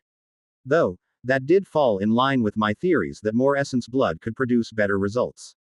I wasn't sure how these things reproduced, so I went ahead and created 3 more of the small blood-red wolves through the same process. Strangely enough, they all appeared to take the same general shape. It might have been something to do with my blood, or maybe the spiritual energy used, or some other factors I wasn't sure. Hopefully, they could either breed or reproduce like slimes. Either way, after I had created 4 of them, I let my ki flare up to scare them off, causing the 4 of them to run off into the distance. Next, I repeated the process with 2 drops of essence blood in my palm. Like this, I should either be able to create 2 rank 1 spirits, or hopefully a rank 2 spirit. This was why I had prepared so much essence blood, not knowing what the upper limit would be. Once again, as soon as the 2 drops had reached a saturation point, they began madly absorbing the remaining spiritual energy. Nearly a third of it had been used to create the 4 rank 1 spirits, but now that much was being used just for a single martial spirit. I smiled, knowing that this should mean I was on the right track for creating a rank 2 spirit. Sure enough, the spirit this time was much larger than the little wolves, forming into a 1-foot-tall bird, its wings expanding out as a shrill cry escaped its lips. Unfortunately, it still seemed to possess little intelligence of its own, as it did not even attempt to communicate, immediately taking flight the moment it was born. Like I did before, I created 3 more rank 2 spirits, after identifying that is indeed what it was. Then, I proceeded on with the rank 3 spirits, and the rank 4 spirits, and the rank 5 spirits, each one forming into their own unique shapes. Though, I had to replenish the spiritual energy several times during the process. A rank 3 spirit appeared in the form of a 2-foot lion, which issued a loud roar at me when it fell to the ground. It had greedily eyed the essence blood on the ground while I went through the process of creating its companions, and I ended up having to scare them off like I had the first set. Though, that did make me wonder if the blood would be useful to help them grow, or if it was just being greedy seeing that I was using it. A rank 4 spirit came out much better, forming into a 5-foot-long snake. Unlike the others, the snake slithered over to me, obediently wrapping itself around my waist and watching me create the other 3. Only when I told it to leave with them did it seem to understand my meaning, having more intelligence than the others I had created so far. Naturally, the 5th rank spirits were the best so far. Because of a slight surplus, I ended up making 5 of them. Each of the rank 5 martial spirits took on the form of a 4-foot-tall, bipedal creature. This time there seemed to be more variation between them, as one had canine characteristics, one had feline characteristics, one had an extra pair of arms, and the last 2 looked like horned humans. There appeared to be a bit of rivalry between the 5 of them, but I did not feel like putting up with that at the moment, and sent them all away like I had the snakes. Finally, I went to collect the essence orbs, planning to use them to create 3 more spirits. By this point, I had used up all of the remnant spiritual energy in this area, so I began running along the coast until I felt that there was more for me to access. After the process of gathering the spiritual energy and purifying it, I lifted the essence orb up and started anew. In truth, there was very little difference between this and the process of making any of the others. The real difference was in the amount of energy absorbed. It took most of the spiritual energy that I had gathered just to reach the saturation point. When that point was reached, however, the world seemed to become veiled in white within my vision. Like a black hole, the martial spirit began absorbing spiritual energy from everywhere. The sea, the ground, even the sky seemed to turn gray for a few moments. As my vision cleared, I saw a small girl standing in front of me, a frosty expression on her face. Unlike the other spirits, her skin was pale like a human's, the only red on her being her eyes in a blood-red dress. Even her hair was as white as snow. Father. She said the word, looking up at me. Why can she speak? Why can she speak a language I understand? And why does she know what a father is? Questions began flooding my mind, before Leowin's thoughts were transmitted to my own. Interesting. Maybe she inherited some information from your blood. She suggested, which seemed to be the only possible answer. Genetic memories. I mean, I had heard of that being a thing before, but never this, literal. You can understand me? I asked, looking down at the young girl. She answered, nodding her head slightly. Above her head, I could see her rank, which was able to resolve a few of my questions. Rank 10 Martial Spirit, Level 1. Okay, so it goes up to 9 ranks before needing the essence orbs, I thought to myself, before turning to look at her again. Okay. Well, would you mind standing at the side for a few moments? I asked, motioning for her to move aside. Thankfully, she listened quite well, moving a few meters away before turning around to watch me. Doing what? She asked, tilting her head slightly to the side in confusion. Okay, at least her information isn't perfect. The last thing I wanted was for these spirits to have knowledge of the old earth, and use that to influence this one. I'm making more of you. I answered, reaching out to grasp at some of the energy that she hadn't absorbed to kickstart the process again. Her face tensed up when she felt the essence orb begin to absorb spiritual energy wildly, this one having to draw from further and further away, which made the process take far longer. 2. No real surprise, another childlike figure appeared. This one a boy with black hair, though his outfit still appeared to be a blood-red dress. Maybe that's just something they're born with. And just like the first thing it did was to call out, Father. Yes, please go stand at the side. I said with a sigh, motioning for him to join the other. Unlike with Leowin, I really couldn't see these as my children. Even if they literally had my blood flowing through whatever it is they considered veins, the process of creating them felt far too artificial for me to be able to look at them like children. When the third one came out, and turned into another human-looking boy, I sighed slightly, finally turning to face them. Okay. You three, come over here. There was some hesitation from them, but they did eventually walk up to stand before me. Now, I need to cover some ground rules with you. I'm not sure how much you know. World. Big words. All. The first of them, I guess I could call the eldest sister, said with a slight nod. Okay, but that doesn't really answer much. I'll probably have to ask one of the goddesses to keep an eye on them, just in case. Anyways, you're allowed to play however you want, just try not to hurt people if you can avoid it. I'm not sure what powers you all have, but you should be able to become quite strong. When they heard that, their red eyes practically sparkled at the idea of becoming strong. I'll be keeping an eye on you, so don't be bad, okay? The three of them looked between one another, but finally nodded their heads. Good. I sighed slightly, feeling like I could finally go back and rest. Which I promptly did. Although it may seem like it hadn't taken a while, I knew just from all the running I did that I had spent at least 20 hours almost constantly in motion. Of course, before I passed out on my bed from exhaustion, I summoned out Leowin again and sent a mental message to Orivy. The 28 creatures I just made, could you disperse them around the world? Try to keep at least 2 of each type together please, and put them somewhere that a level 1 creature has a chance to grow. I had a feeling that the rank 10, and maybe even the rank 5 spirits might be able to gain other class levels, as should the world spirits. However, for the rank 1 through 4 spirits, they seemed to be far too simple, so it was unlikely that the system would recognize them for that. I would see what it looked like when I woke up later, at least. Chapter 123. The Power of the Soul.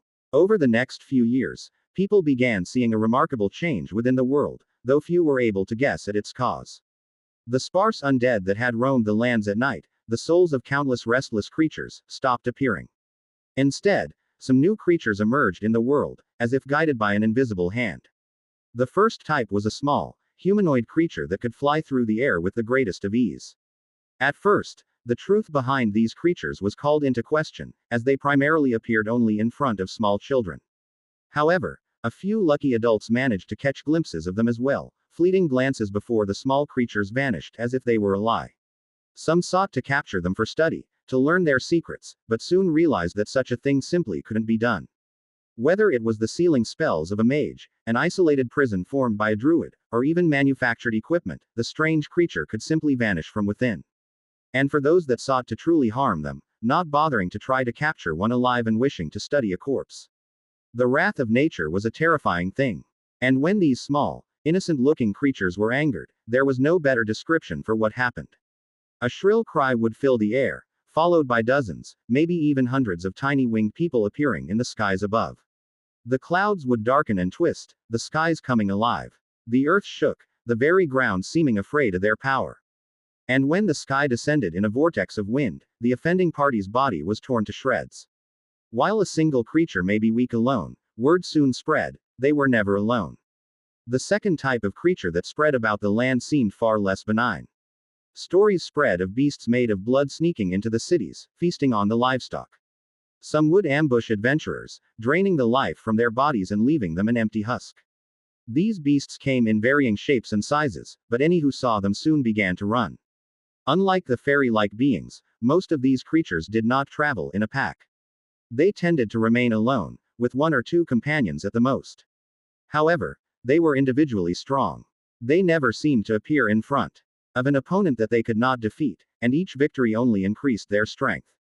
And unlike those strange fairies, these beasts could also be captured or slain, when caught by surprise. Though, when one of these creatures were killed, their bodies would dissolve into a pool of blood, earning them the title of blood fiends. Nobody could tell where these creatures came from, or how they came to be able to do what they do. And nobody noticed the lost children who could be seen playing at the outskirts of the human villages from time to time. Blank, underscore, blank, underscore, underscore. After I woke up from my rest, I fast-forwarded the world by another 50 years, keeping an eye on both the world spirits and martial spirits. In truth, the growth of these 2 new classes surprised me a lot. First of all, the world spirits. Within 50 years, they seemed to have spread across the globe, increasing their numbers by using the remnant spiritual energies that hadn't been collected. Whether it was in the oceans, the forests, even in some larger cities. They would travel in pairs, a mentor and student. The mentor would show the student how to create a world spirit, and then leave to make another one, whereas that newly created spirit would become the student to the one left behind. Like this, their numbers rose exponentially, until it seemed like all of those minor spiritual energies had been swept through by them. A quick look was enough for me to see that their numbers had stagnated at just over 5 million by the end of the 50 years, though it looked like it wouldn't be able to increase any more than that for a while. As for their strength, I had watched a few hundred of them come together, and summon a tornado that tore apart a high-level human. From what I saw, the tornado carried with it some spiritual energy, which caused the winds to condense and become bladder-like. Though, the few hundred that did that were all the ones with the highest levels in their world spirit class, so it made sense that they'd be able to do that if they worked together. On the other hand, the martial spirits surprised me even more. The lower ranked spirits acted like mindless beasts, attacking other animals and monsters until they were able to grow physically larger through absorbing their strength. Sometimes, after a hard-fought battle, they would let some of their own blood drip into their victim. A few hours later, an infant martial spirit emerged from the body of the victim, of the same rank as its parent. The fifth-rank spirits were a bit better, as they mostly kept away from inhabited areas and preyed purely on monsters. By the end of the 50 years, they had built a small tribe far from the Beastkin lands. They were still far from the level of intelligence that the sapient races possessed, but it was enough that they were able to survive on their own. Finally, the 10th-rank spirits. They by far had the greatest personal growth, but at the same time the lowest reproduction. In fact, they had yet to create a single extra rank 10 martial spirit even after the full 50 years had passed. They traveled the borders of the human lands together, often playing with the children that wandered away from their parents. When alone, however, they showed that their ferocity was no less than that of the other spirits. Once they began to level up, they seemed to discover a new ability. In battle, they would turn into blood giants, tens of meters tall with individualized weapons. Alternatively, they were able to release a blood mist, and condense it into a physical item to puppeteer. The part that was the least surprising was how the two types of spirits leveled up. Both martial spirits and world spirits showed that they could take on other classes as well. The martial spirits naturally became proficient with the monk class, while the world spirits easily picked up the druid class. I had expected them to also pick up either Reaper or Spirit Hunter as another class, but it seemed like that wasn't going to happen. Of course, this didn't extend to the first 4 ranks of martial spirits. In the eyes of the system, they seemed to be treated purely as monsters, their level determined by the level of their class. Part of me wondered whether they would count towards the maximum level for the keeper stats, but I doubted it. Most likely, it would only select between the 5th and 10th ranked martial spirits. Okay. That is not quite how I expected that to turn out. I heard Akalia speaking up from behind me after I finished fast forwarding, and turned around to see her standing there, her arms behind her back. Yeah, it was a little surprising. I couldn't help but agree, nodding my head. Though, I can't say that they are the worst monsters that have been produced so far. She looked at me in confusion. Oh, you mean the little beast ones? No, they aren't that bad overall. And, I get the feeling that there is something else that can be done with them, once it's discovered. You could probably look it up on the Keeper forums. I was talking about the children, and the fairies. Anyways, I didn't expect the fairies to spread that fast. I mean, each one is still probably weaker than your average lichen or elf, but they work together really well. If I had to guess, they are able to make some sort of hive mind when they are in close proximity. Her voice seemed to hold some genuine praise as she said that, but she just continued. As for the kids, they are behaving a lot better than I thought at first. When I saw you make them, I half expected them to go on a rampage, given the strength they were born with. Well, that's not too surprising. They were born from the key of something around a level 150 monk, at the very least. I imagine their base stats must have been ridiculous. I nodded my head again at that. Yeah, I'm rather happy with how they're acting. Though, I'm more surprised that they haven't made another one of themselves yet. I don't think they actually can. Akalia said, her expression becoming complicated. Seeing my confused look, she explained. So, the others all use fairly strong monsters or people to create their next generation, right? That's because they have to condense the key of those people to form the necessary essence blood. They use their own blood as a catalyst, drawing all of the key and spiritual energy of their target into just enough blood to start the creation process. But, the kids can't do that. They just simply haven't run into a monster that has enough key to create an essence orb. And if they do, as they are right now, they might not be able to kill it. Thankfully, It looks like they don't have to worry about aging, so they'll have plenty of time to find a suitable host. Akalia looked relieved as she finished her explanation, nodding slightly. Does that mean that the people who are used as a host have their spirits devoured? I glanced back at the screen briefly when I asked that. And that they won't be able to go to the underworld. Well, if their entire spirit is used for the process, yes. A lot of times, they will simply end up with a fragmented soul. As long as there's still a piece of it left, Irina's armies can still take them to the underworld. They'll just be a bit weaker than normal to start.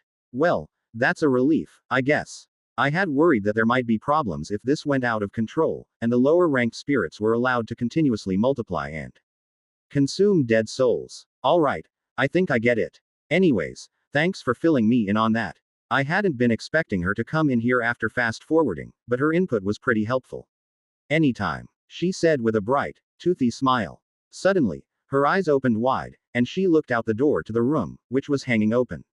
Sorry, boss, Udona is calling, so gotta go see what she wants. Talk to you later. With that, she turned and ran out the door with a light laugh, heading towards Udona's room. Well, I guess I should go ahead and take a look at the martial spirit information on the forum, like she suggested. I thought with a light shrug, turning back to my computer and pulling up the forums. It didn't take me long to find what I was looking for, as there were several threads discussing the class. Some asked how to obtain it, and others were simple explanations. I pulled up one that was aptly labeled, The Guide to the Martial Spirit Class. Martial spirits are a powerful existence, but how do they work? How are they made? Well, let's go over it, shall we? First, let's talk about how to make them, as this is a step where many civilizations fail to discover. Ellipsis. Okay. Skipping a bit past that part, since I already figured that bit out. And, from skimming over it, it didn't tell me anything for that I didn't already know. Now, onto how they are used. Martial spirits can be utilized in one of two ways. Either as an individual existence akin to that of a sapient race or monster, or as a tamed companion. If left to their own devices, a martial spirit will grow and proliferate, as any other monster would. The only difference between them and other monsters is that there is no limit to the level which they can grow, so long as they find enough blood essence to absorb. Of course, they will still be restricted by any systems placed within a specific world that inhibit growth, but that is on a case-by-case basis. The truly unique aspect of their class, compared to many others, is that they can act as a possessing spirit. This is in some ways similar to the Spirit Tamer class, but in reverse. The requirement is that the other party has to possess enough ki to form the essence blood required for a next generation. This is used as a payment to form the pact. Once the pact is formed, the martial spirit is bound by the offered ki to the contractor, and can never form a similar pact with someone else. At the same time, it is only possible to contract to one martial spirit at a time. The martial spirit gains the ability to transform its body into blood, hiding within its contractor's body. When in this state, the contractor gains access to all of the martial energy that the spirit possessed. Keep in mind, the martial spirit is still a living creature, even when in a pact. If it is mistreated, it may turn against its host, destroying their body from within. If any keeper intends to tame one, it is highly advised that they choose wisely, and treat their chosen partner well. A martial spirit will grow stronger as its host does, and also aid in the growth of its host, but it can easily become the greatest danger to a keeper's life. Chapter 124. The Dark and Golden Age. As I closed the page describing the martial spirits and their usefulness, I couldn't help but shudder inwardly. Okay. I dodged a bullet there. I didn't have any doubts about whether or not I would have been able to convince one of the rank 10 children to form a pact with me, but there were probably any number of ways to cause a martial spirit to go out of control. Maybe if I had a situation similar to Leowin's, it'd be different. The Aki Seppo martial art is one of mutual trust and dependence. Even if something happened and Leowin decided to turn against me, it wouldn't be a situation that would endanger me any more than it would her. Out of curiosity, I decided to check the information on the world spirits, to see if they had some similar abilities. Like before, it wasn't hard to find a descriptive post about them. Though, there wasn't all that much new information here. World spirits are a good class to consider placing within any game world, especially one with either no afterlife system, or one that leads to spirits being left behind. Though, in any world that perfectly recycles all spirits, they will see very little use. In order to create a world spirit, I skipped past the creation information, as I already discovered the process firsthand. Instead, like before, I went straight to their abilities and how they could benefit a world. World spirits naturally create an alternate world where only they can live. Typically, this world is shared between every world spirit, though some may choose to create their own to isolate themselves. These are rare cases, however, so we will not look into them too deeply. The world of the spirits, as the system tends to call it, is one of the key components to increasing the strength of a world spirit. This world will grow larger the more world spirits connect with it, the energy inside growing more and more dense. Although the efficiency is low, simply spending time in this world is enough for a world spirit to gradually become stronger. However, there are also other requirements. An obvious requirement to grow stronger would be to actively practice the abilities of the world spirit. Many of these abilities seem like upgraded forms of the druid class, though there are some unique differences. Like a druid, a world spirit is able to control nature. However, the energy they control is naturally mixed with their own spiritual energy, which causes two big changes. First of all, it enhances the power of nature in various ways, depending on the elements used. And second, it gives them a defined limit on the amount of energy they can use, unlike druids. Another big difference would be in relation to a druid's portal ability. World spirits do not have this ability, but instead have something much more powerful. They are able to travel anywhere in the world, and to any world connected with the one they were born in. This does not include the worlds of other keepers, in the case where one has the cycle of reincarnation. However, it does include afterlife worlds owned and operated by the same keeper. As long as natural or spiritual energy exists within the world spirits are able to travel there, so long as the connection is maintained. For keepers wishing to remove this function, they should buy the world isolation system, which allows them to block certain world travel abilities. Finally, the last difference between a world spirit and a druid, and one of their key features. Whenever a world spirit enters a certain range with another of its own kind, they enter into a unique type of hive mind, allowing them to combine their powers. These hive minds follow a hierarchy of strength, so the strongest world spirit will be the king, and allowed to determine what the rest of the hive does. A world spirit can only break free of the hive if they are given an order contrary to their nature, such as if the king demanded that all others sacrifice themselves to increase its power. Again, not a lot of new information there, as most of it I had already seen firsthand. Though, it did offer some explanations. For instance, it allowed me to better understand how the many world spirits had joined forces to create a giant tornado that could kill a high-level human. One thing I did need to check quickly, though.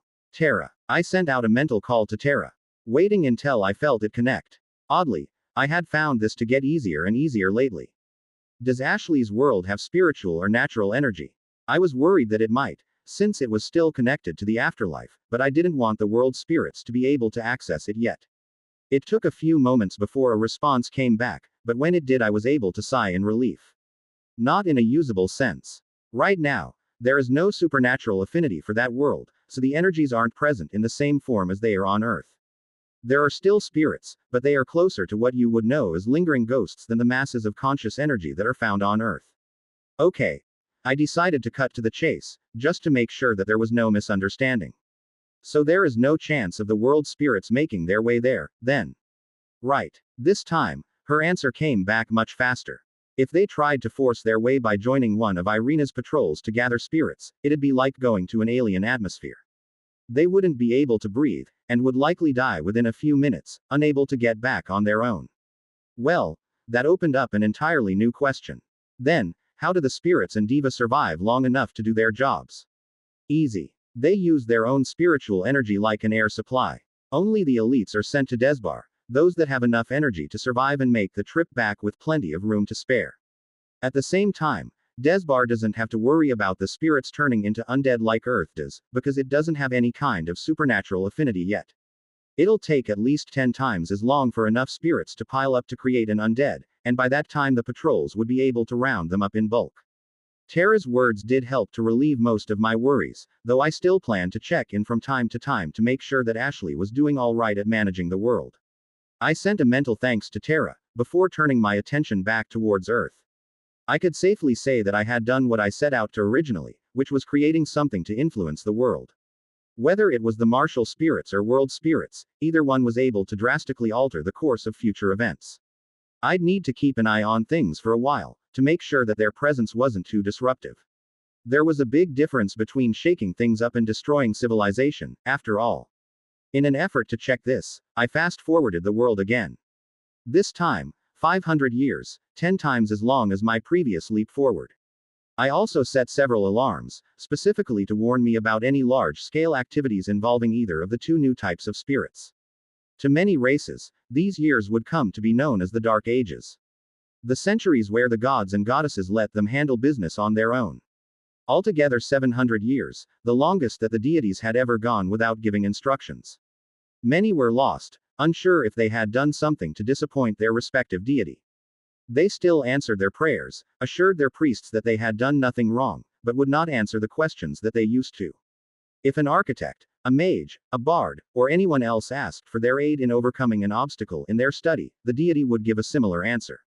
You must discover the answer on your own. These words became a nightmare to researchers of every field. Because, for the first time in their recorded histories, they had to come up with the answers themselves.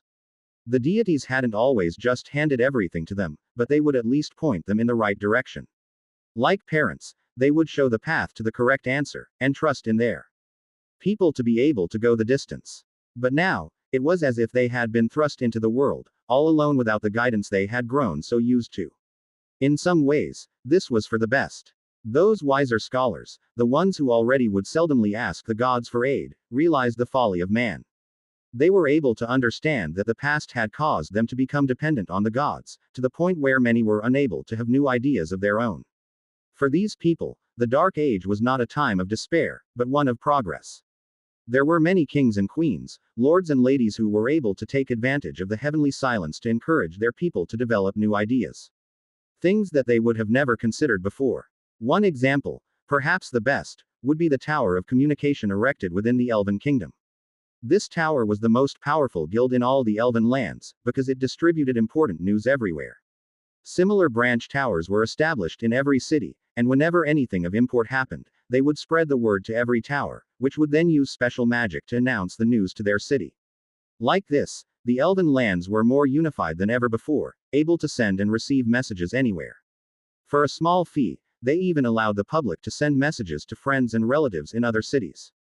Just this service alone was enough to fund the construction of more than half of the towers.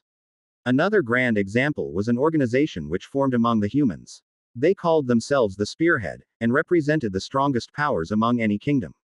Each one was not only at or near the pinnacle of power, but they were among the strongest who had reached that level. The Spearhead devoted themselves to serving Baihena's justice in cases where she herself wouldn't. This was primarily through one law of war, written by man instead of the goddess. The strong shall fight the strong, and the weak shall fight the weak. Although the wording was ambiguous, its meaning soon became clear. Those at the pinnacle were forbidden from abusing their powers to bully the weak.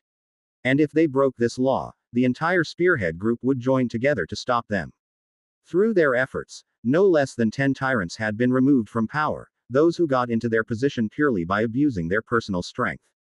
Yet another great example could be found in the lands of the dwarves. Although they did not create a guild like the Tower of Communication, or an organization like the Spearhead, they had their own share of discoveries. For the most part, the dwarves had never relied on asking Tubrok for guidance, as one of his doctrines had always been to try to find the answers to your questions yourself. For the dwarves, their main discovery was how to smelt alloys. They learned how to mix different minerals and metals into new, unique forms which were stronger than their base components. The previously clumsy work of the blacksmiths became more refined, many walking the path of a mage or a monk in order to enhance their work. Items forged with mana or ki gradually began to appear more and more in the dwarven lands. Although such things were seen as a rare commodity, their popularity increased as their power was shown. In the hands of a monk, a blood-forged sword could topple even the greatest of foes, while a mage could take an enchanted item and use it to its fullest potential. Like this, the Dark Ages gradually made way to the Golden Ages. And after the 700 years of near silence, the gods finally spoke again. For those who had shown their ingenuity, they showered them in praises. For the churches who had never lost their faith, they gave their thanks. But for those who had turned away from them for their silence, they did not cast blame. Like a parent, their arms were always open to welcome their children back into the fold. Okay. That was surprising. I muttered to myself, glancing at the various advancements that had been made. At first, I was worried that telling everyone to stop actively guiding their people would lead to a few civilizations self-destructing, but it seems like that didn't happen. Even the martial spirits and world spirits didn't show any startling signs during that time skip. If I had to guess, the world spirits were happy just with playing around in the world, and didn't seem to have any designs on anything bigger. As for the martial spirits, most of them were too unintelligent to hatch such plans, though, I did notice one change when I looked at their information. Rank 10 martial spirits. 4. Somehow, they had managed to finally create another one. And now I had to go back and find out how and when.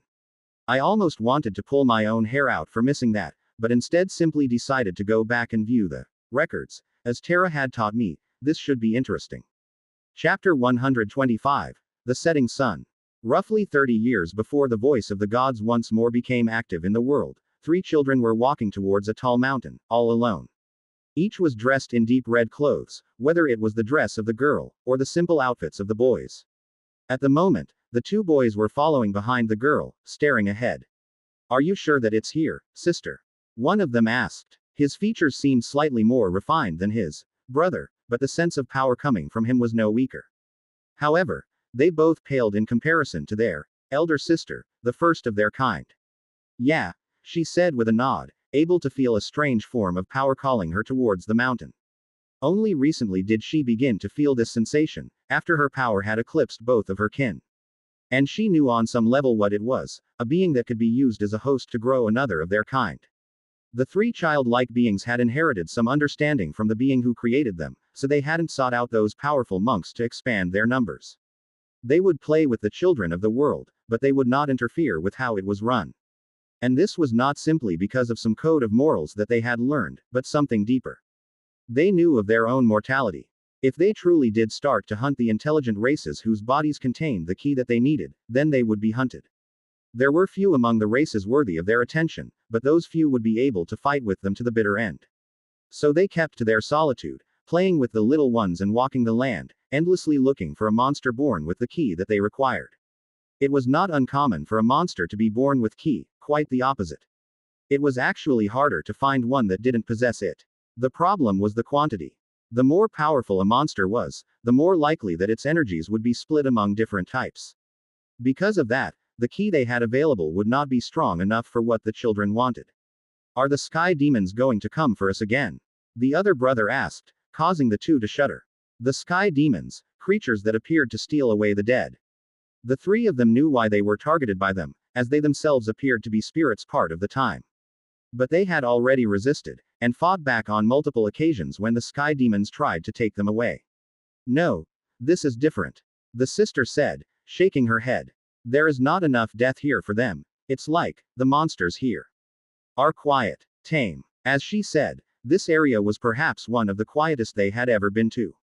Even those carnivorous monsters didn't dare to raise a fuss and attack others, an invisible pressure restricting them to only feasting upon those that died to other causes. The 3 of them felt it, faintly, but the restriction was not one that would bind them. Their intelligence was too high to be influenced by their instincts like that, and furthermore they were not weaker than the being whose pressure was being emitted. "Let's go," she said softly, her delicate feet pushing off the ground to send her soundlessly into the sky. Her 2 brothers quickly followed behind her, and red platforms briefly formed beneath their feet every time their toes pressed down in the air again, sending them further and further up. Now, even the 2 brothers could tell that what they were looking for really was here. More importantly, the key that they were feeling was powerful and unrestrained. Anyone who reached this level through training wouldn't give that kind of feeling. This was obviously a monster, likely a mutant that had been born with overwhelming ki. As long as it was not an intelligent creature that knew the true wonders of the energy it had been born with, it would not be a problem for the 3 siblings to take care of it. And sure enough, it wasn't long before they found a large cave that had been carved out in the side of the mountain. The mouth of the cave was over a dozen meters tall, and it led into the mountain so deep that light couldn't shine. However, the 3 of them knew that this was the dwelling of the Beast King which ruled the area. "Come out, then," the sister said, putting her hands on her hips as she looked at the mouth of the cave. "I don't know how smart you are, but I know you already sensed us approach." The 2 brothers smiled bitterly, but jumped off to the side, out of the way of the oncoming battle. They were by no means weak, but their sister was easily the strongest. More importantly, this was a special fight for them. This was their first chance to make another like themselves since they were born. Sure enough, a deep rumbling could be heard within the cave, followed by a guttural growl. Though the being that exited walked on two legs, it was obviously not intelligent enough to speak. A brief hesitation flashed in the girl's eyes as she saw this, but soon she shook her head. If you were given enough time, maybe you could make your own race. I'm sorry, but we'll have to cut off that chance here. If the creature truly did develop into a new species of its own, it would mean endless hosts for them to use in the future.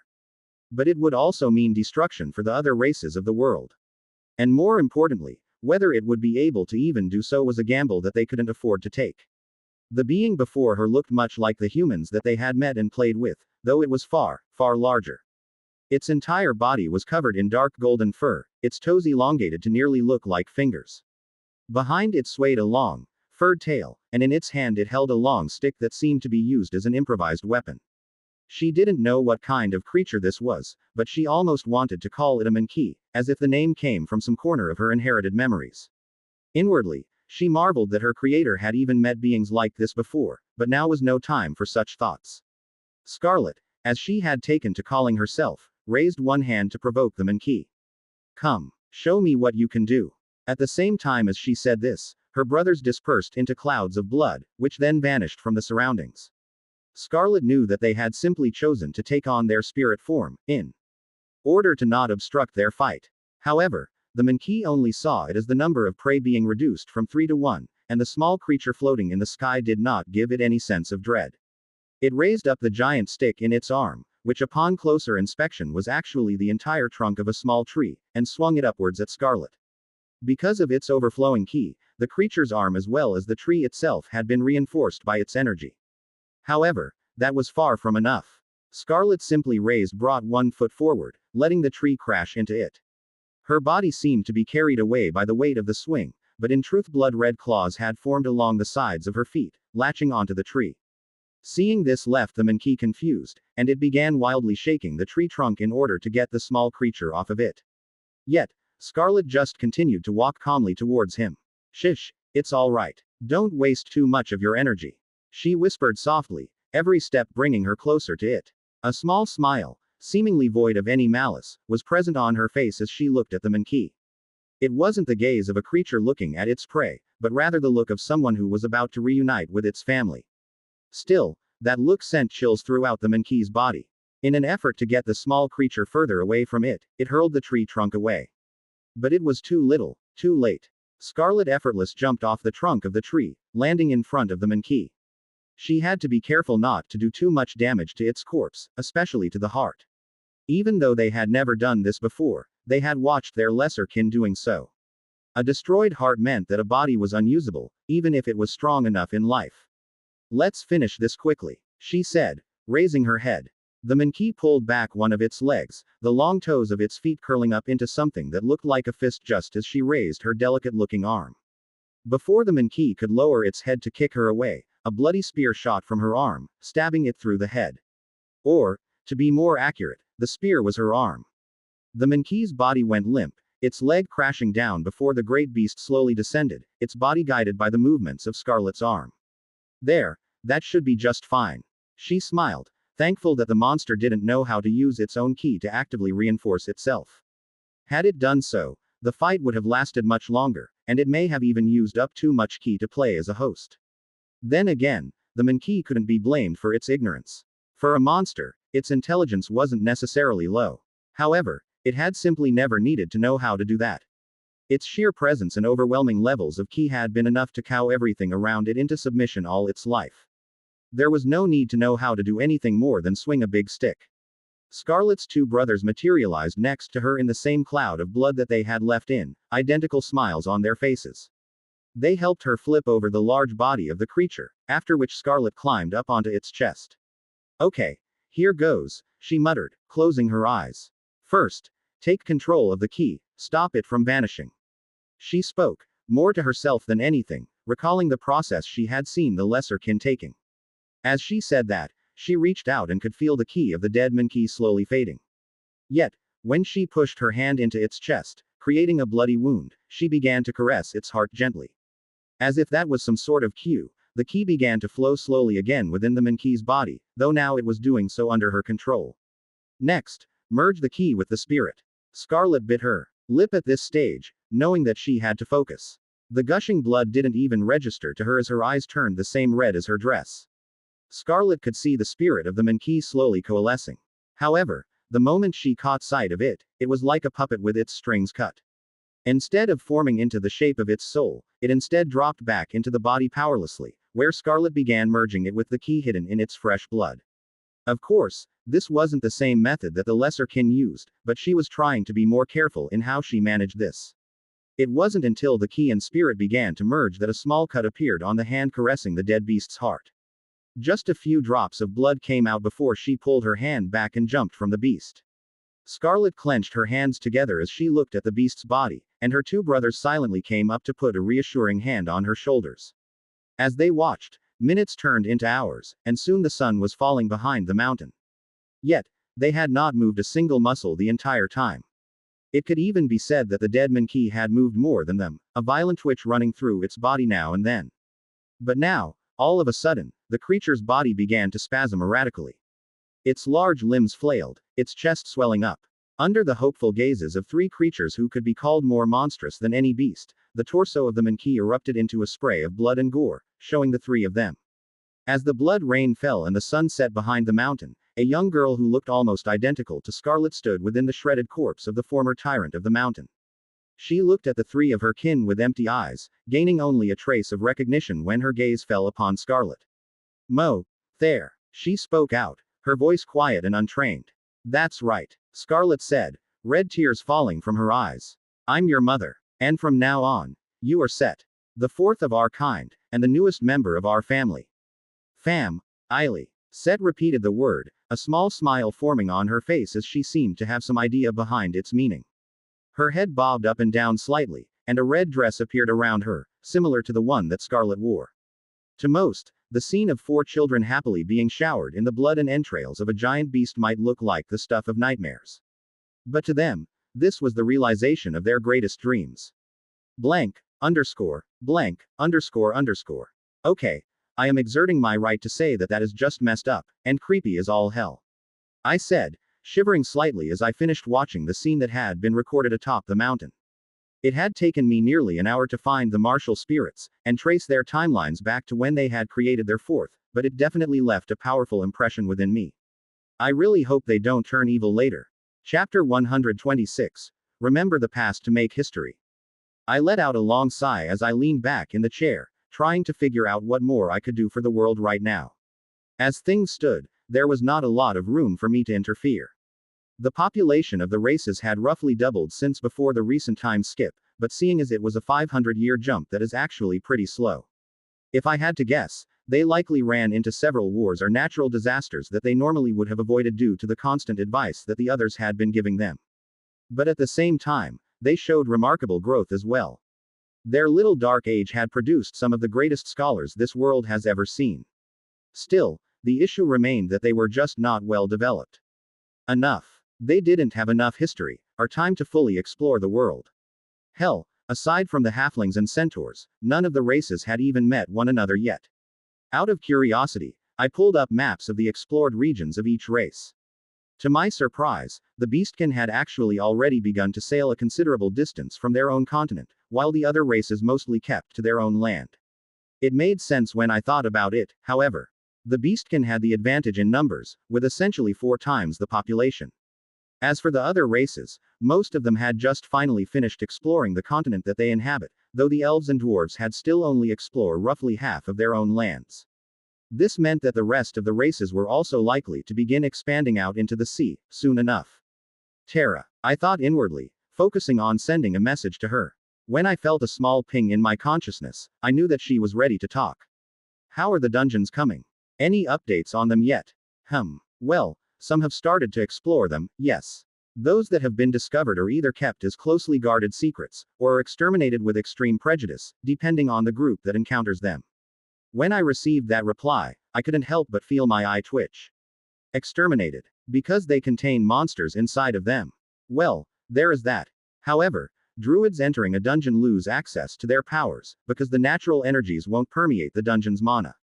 Because of that, the elves and humans see dungeons as abominations, signs of a rising evil god. My hand slapped against my face as I thought about that, once again reminding myself why the current civilizations were too primitive. What about the other races? You said that they are kept as secrets, but why? Oh, that's easy. We decided to toss in some treasures for the more intelligent dungeons. With their treasure generation trait, they are able to copy the properties of any item that has rested in their domain long enough, and impart those traits onto other items. They can even use the materials within their domain to craft items to imbue those properties with. Huh. That was interesting.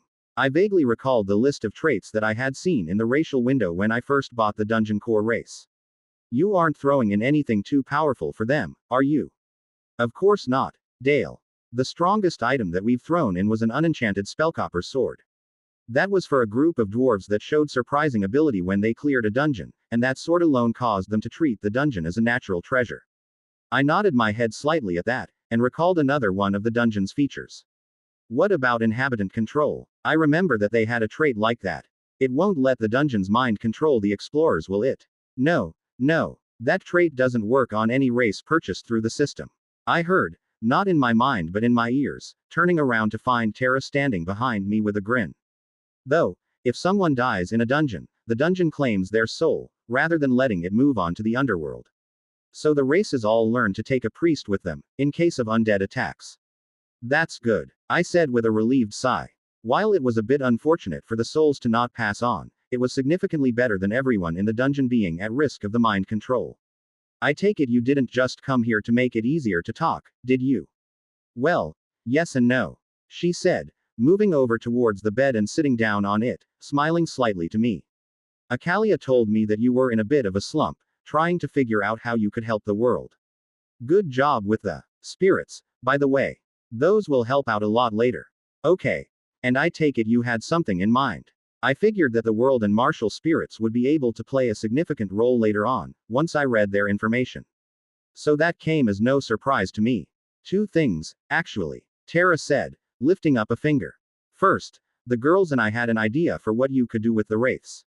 When she said that name, I blinked in confusion for a moment, before my eyes opened wide. I had nearly forgotten about them. Because there hadn't been another incident where a chimera soul broke out of the underworld yet, the wraiths had completely slipped to the back of my mind. Yeah, we figured. Anyways, some of us had an idea for you to finally give them a job. Tara's smile was all the hint I needed to know what she was talking about. The world and martial spirits, I said quietly, to which she nodded happily. Since they are still spirits, they would fall under the directives of the wraiths. And it would give meaning to their existence as a group. Right. Anyways, the world spirits aren't a problem. No rogues have appeared yet, and they are all incredibly pure. But, there's always the chance that one will go bad, so it's best to be prepared. As for the martial spirits, that's a whole other matter. Once the lower ranked ones grow some more, they might be able to become a legitimate threat to civilization. I could certainly see where she was coming from with that. Alright, I'll get to work on that in a bit. It'd be good to remind them what they are fighting for, after all. A small smile tugged at my lips as I said that. From the class levels, I knew that they hadn't been slacking off in their training, but it was likely that they didn't even remember why they were training in those secret abilities. Well, and that was with the assumption that the ones doing the training were wraiths, and not another group that discovered the power. Good. Now, for the second one. This one will be more of a long-term project. Well, long-term by your normal standards. Tara said playfully. But, we thought that you'd prefer to be informed, and potentially take part in it. There is a beastkin voyage sailing off their western coast, scheduled for a bit more than 3 weeks from now. With the level of preparedness they are taking, this voyage is the one most likely to reach an inhabited continent. Well, that got my attention, making me sit up straight in my chair, smiling slightly. We'll finally get another race meeting. Do you know which continent they'll be hitting? That earned a small laugh out of Tara, who shook her head with a smile. Just because I'm the goddess of fate doesn't mean I can actually predict the future. Going by the currents, they are likely to drift south for a while, so they could hit the lands of either the humans, elves, or dwarves. However, the human continent has a large amount of islands, both big and small, just off their eastern coast. Taking that into consideration, they are somewhat less likely to encounter the human continent due to the shallows being difficult to navigate. I nodded my head in understanding. So most likely the dwarves, then. I closed my eyes, trying to picture how the interaction between beastkin and dwarves would go. The beastkin were not a xenophobic race by nature due to their centuries of cooperation. The dwarves, however, had never seen another race like their own. At the same time, they weren't as prone to war as the humans, but they were no stranger to it. Right. Between the elves and dwarves, the dwarves are considerably closer.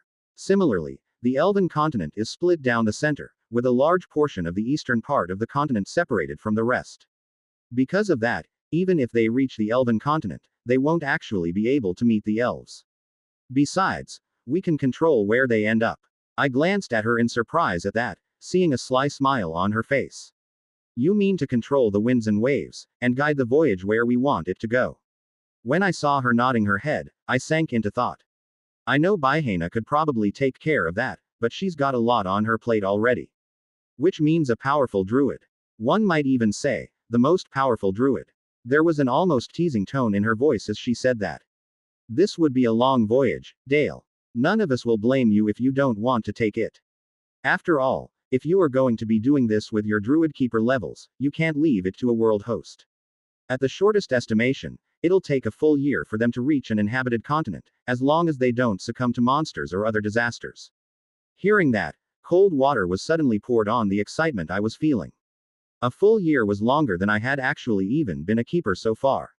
It was hard to imagine leaving the admin room for that long all at once. On the other hand, this finally gave me the chance to take part in history in the making. Baihaina, are you free for a moment? I need to talk to you. After my message went out, there was a brief pause, before she responded with a slight tone of irritation. Well, I am now. Really, couldn't you contact me when I'm not in the middle of a spar? Anyways, what's going on? I briefly explained what Tara had told me about the Beastkin voyage, and what we wanted to do. Would you be able to take over guiding the ships now and then, so that I'd be able to come back for a break at times? As excited as I was to take part in this, I knew that I'd miss the comforts of home. Even if the breaks were short, I would really need to take them. Well, alright. That wouldn't be much trouble, I guess. The ocean is one of my domains, after all. I just can't handle them the entire way, because I also still need to keep an eye on my own people. I smiled as I got her consent. Thanks, Baihaina. I'll owe you one with this. I felt a light huff over the connection, though she didn't seem entirely displeased, and then the connection cut. Alright, I'll do it. I told Tara with a nod. This would be a great chance to look at how the Beastkin had been progressing, as well as play a part in one of the key moments of history. Tara smiled brightly when she heard my answer. Great. I'll go let the others know. Ryvy already promised to help out a bit, which is why we are able to shorten the journey to only a year. She just asked that you make a small detour in the journey, somewhere to rest your sea legs and stock up on supplies. And before you ask, know the detour won't make the journey take longer than it normally would have. I groaned slightly as I prepared myself, nodding slightly. Okay. What is the detour? Tara's grin grew larger and larger as she spoke. She wants you to make a stop at her dungeon. It's never had any visitors, and is probably the most intelligent of all of them. Chapter 127. Remember the Wraiths. I decided to rest for a little while to prepare for what I had to do next. First, I had sent a message to the Beastkin sisters, asking them to come up with a reputation for me that would ensure that I would be chosen to be a part of the voyage. That would also give me any information that I needed to know regarding the Beastkin customs. At the same time, I asked if any of the gods or goddesses wanted to join in as well. However, most of them didn't even have an incarnation prepared in Beastkin territory, so only 2 chose to accompany me. To my surprise, it was actually Udona and Kelliope that chose to join in. When I asked the others about it, I learned that those 2 had never actually created an incarnation outside of their own race. Still, this would give me more time to spend with the 2 of them, to get to know them better. Assuming we even ended up on the same ship, that is. After taking care of that, I began sending out messages directly to a few of the residents of the world. It was time to teach the Wraiths again. Blank, underscore, blank, underscore underscore. Katie Sorn stood amidst the open plains, a strange white fog surrounding her. She had heard tell of this from the ancient legends of the Wraiths, passed down through the generations. Combined with the message she had received earlier, she was completely shocked that these legends indeed were true. A male voice had spoken to her, directly into her mind. Much in the way that she heard her spirit roar and growl when it was upset or excited, yet this held far more intelligence. It told her that it was time for the wraiths to move again, that the time to act had finally arrived. It would be a lie to say that Katie wasn't excited. In all her years as the official leader of the Dwarven Wraiths, she had never truly seen a sign of what they were meant to do. The angels of death came for any spirits before they had the chance to become dangerous, and no threats from beyond the veil had arrived in their many generations of service. However, they still continued. Some out of a sense of duty to the legends and their ancestors. Some, simply because of the contract that they signed, forbidding them from allowing the wraiths to die out. Katie. The male voice spoke again, and the mists cleared in front of her. A handsome young dwarf, his hair neatly combed and beard down just below his chest. If it were any other circumstances, she might want to get to know him more. However, she knew the truth of the matter. Katie's arms snapped to her sides, her head looking forward seriously as she stood at attention. This was the same appearance that the ancestors had described. Katie knew that this man was an agent of Lord Tubrock, or something more. Sir. No need to be so formal. He spoke, though his voice seemed hoarse from age, despite his apparent youth. I asked you here today because it is time to show you something, which I trust you to pass on to the rest of the wraiths. After the young dwarf spoke, the mists rapidly cleared from their surroundings. There are new creatures that walk these lands as of recent times. Do you know of them? Katie racked her brain as she considered the man's question. There were many new monsters that were constantly appearing, so it was hard to determine exactly which ones he meant. But, if it was related to the wraiths, the sky children, and the blood beasts. She recalled two specific creatures that each seemed to control a trace of spiritual energy, though it seemed different from what she was used to. Good, good. The other dwarf nodded his head. So that is what you call them. He closed his eyes for a moment, and one of the sky children appeared above his head. A small girl, no bigger than her palm, with wings like an insect and golden hair. It looked at the two of them strangely, before hovering down and sitting on the man's shoulder. These are the spirits of the world given flesh. He told her. Right now, they are pure and kind, but also easily angered when one of their own is hurt. The more of them there are in one place, the stronger they become.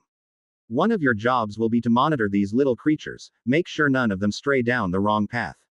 As he spoke, the sky child simply kicked her legs playfully from his shoulder, leaning side to side as if she didn't understand anything. They were saying, I see. Katie nodded with some difficulty. It was true that they were specialized to fight spirits, and if these things truly were a form of spirits, that made it their responsibility. Now, next up, the dwarf said, before turning to gaze at the sky child. The little creature had pouting expression on its face for a moment, before it simply vanished from view. Instead, a white mist slowly rolled into the surroundings. Katie knew what this meant, and simply waited to see which figures would emerge. To her surprise, what came through were four small creatures, looking like dwarves but far too thin. Their entire bodies were only as thick as a dwarven man's arm. Among them, there were two wearing the dress of females, and two wearing male dress. There was no doubt they were intelligent, however, as they turned towards the male dwarf and spoke words that could not be understood. After a brief conversation that Katie could not hope to take part of, the five of them all turned towards Katie. These are the spirits of blood, the strongest among the blood beasts, as you called them. I have asked them to help control the weaker ones, but there is only so much they can do. So, when a blood beast becomes too powerful, or there become too many of them in an area and they begin to endanger the people nearby, it will be the duty of the wraiths to destroy them. Katie felt a chill at his words, but could only nod her head in agreement. She had noted that several blood beasts had begun appearing more and more frequently lately, so this order wasn't so much a surprise. I understand, sir. I'll pass word along to the others when I return. How am I returning exactly? A mysterious smile was on the dwarf's face as the mist rapidly pooled around Katie once again, and she again found herself sitting in her home in the heart of the mountain. It took her a moment to adjust, but then it was all she could do not to scream from excitement. Finally, the wraiths had purpose. And it was in her generation. Blank, underscore, blank, underscore, underscore. A great disturbance filled the land, strange white smoke rising from the forest floor. Our hunting party clenched their fists, their life flowing and creating the glow of blood. Our eyes could not pierce the fog, but we could feel the power it held. Powers of the ancient spirits. When the smoke cleared, the seven of us stood among a wide field. The sky had turned dark, and the beasts had all gone silent. Only one stranger stood before us. A herrick of unknowable strength. His central eye glistened with an intelligence that we could not help but notice. A being of wisdom and power, who wields the world as he wished. The glow of life fled from our hands, and we dropped down to our knees, fists heavily impacting the ground. Our eyes closed as we lowered our heads. All at once, the seven of us shouted together. Du. That one of the great spirits had descended upon us was an incredible blessing. Many had heard the whisperings of Du in their dreams, telling them the secrets of the world. Yet none had ever seen him in person. Du remained silent for a long time before he began to speak. Rise. I have work for you. As commanded, the seven of us all rose to our feet, but we only opened the center of our three eyes. To gaze fully upon a great spirit was a sin that we could not bear. What would you have of us, Du? Tell me, have any of you seen the spirits of your fallen? Du's question made us look to one another, after which we all nodded. It was not an uncommon sight to see the ancestors, before the envoys came to take them to rest. Many even saw the spirits of the beasts wandering the forest as well. And have you ever attempted to make contact with them? These words sent a dangerous chill down our spines. It was known that one must never attempt to speak with spirits, for the act of doing so may cause them to be unable to find rest. I see. You do not know the way. Du shook his head strangely as he said that. I will show you a way that will let you borrow the power of the fallen, to fight against the creatures who would use that energy to harm the herrick. After he said that, Du began to speak. He told us of how we could pull the spirits of the fallen into our bodies, to use them to fight with us. Even showed us how they could be turned into strange tools when his right arm reached out and grabbed a shining spear. However, he also swore us to secrecy. He said that we had been chosen, and bound us by leather rip to uphold our promise. We would fight the beasts of blood when they became a danger, and the little fairies if they became evil. But we would let none know of our presence, unless they had been chosen to join us. And they too would be bound by leather writ. The last thing he said before the smoke engulfed us once again, which would last with us until our dying breath. Farewell, my wraiths. Protect your kin, and uphold your task. Blank, underscore, blank, underscore underscore. I let out a long sigh when I returned to the admin room. It had taken me most of a day to get all of the wraiths up to date, and even create a similar group within the herrick. Honestly, it was my first time taking on that form, but I could already feel that it was incredibly powerful. Thankfully, by the time that I returned, there was already a small stack of papers waiting for me on my computer desk. Rather than just one suggested background, it seemed like each of the four Beastkin sisters had created one, and wanted me to choose. The only thing that they really all had in common was that I would be known among the Beastkin as the most powerful druid, able to easily control the wind and tide. It seemed a bit amusing how they each arranged a profile for me, so I took my time to look through each one. On the bright side, this gave me all of the information that I could need about the Beastkin culture, since each profile contained its own backstory.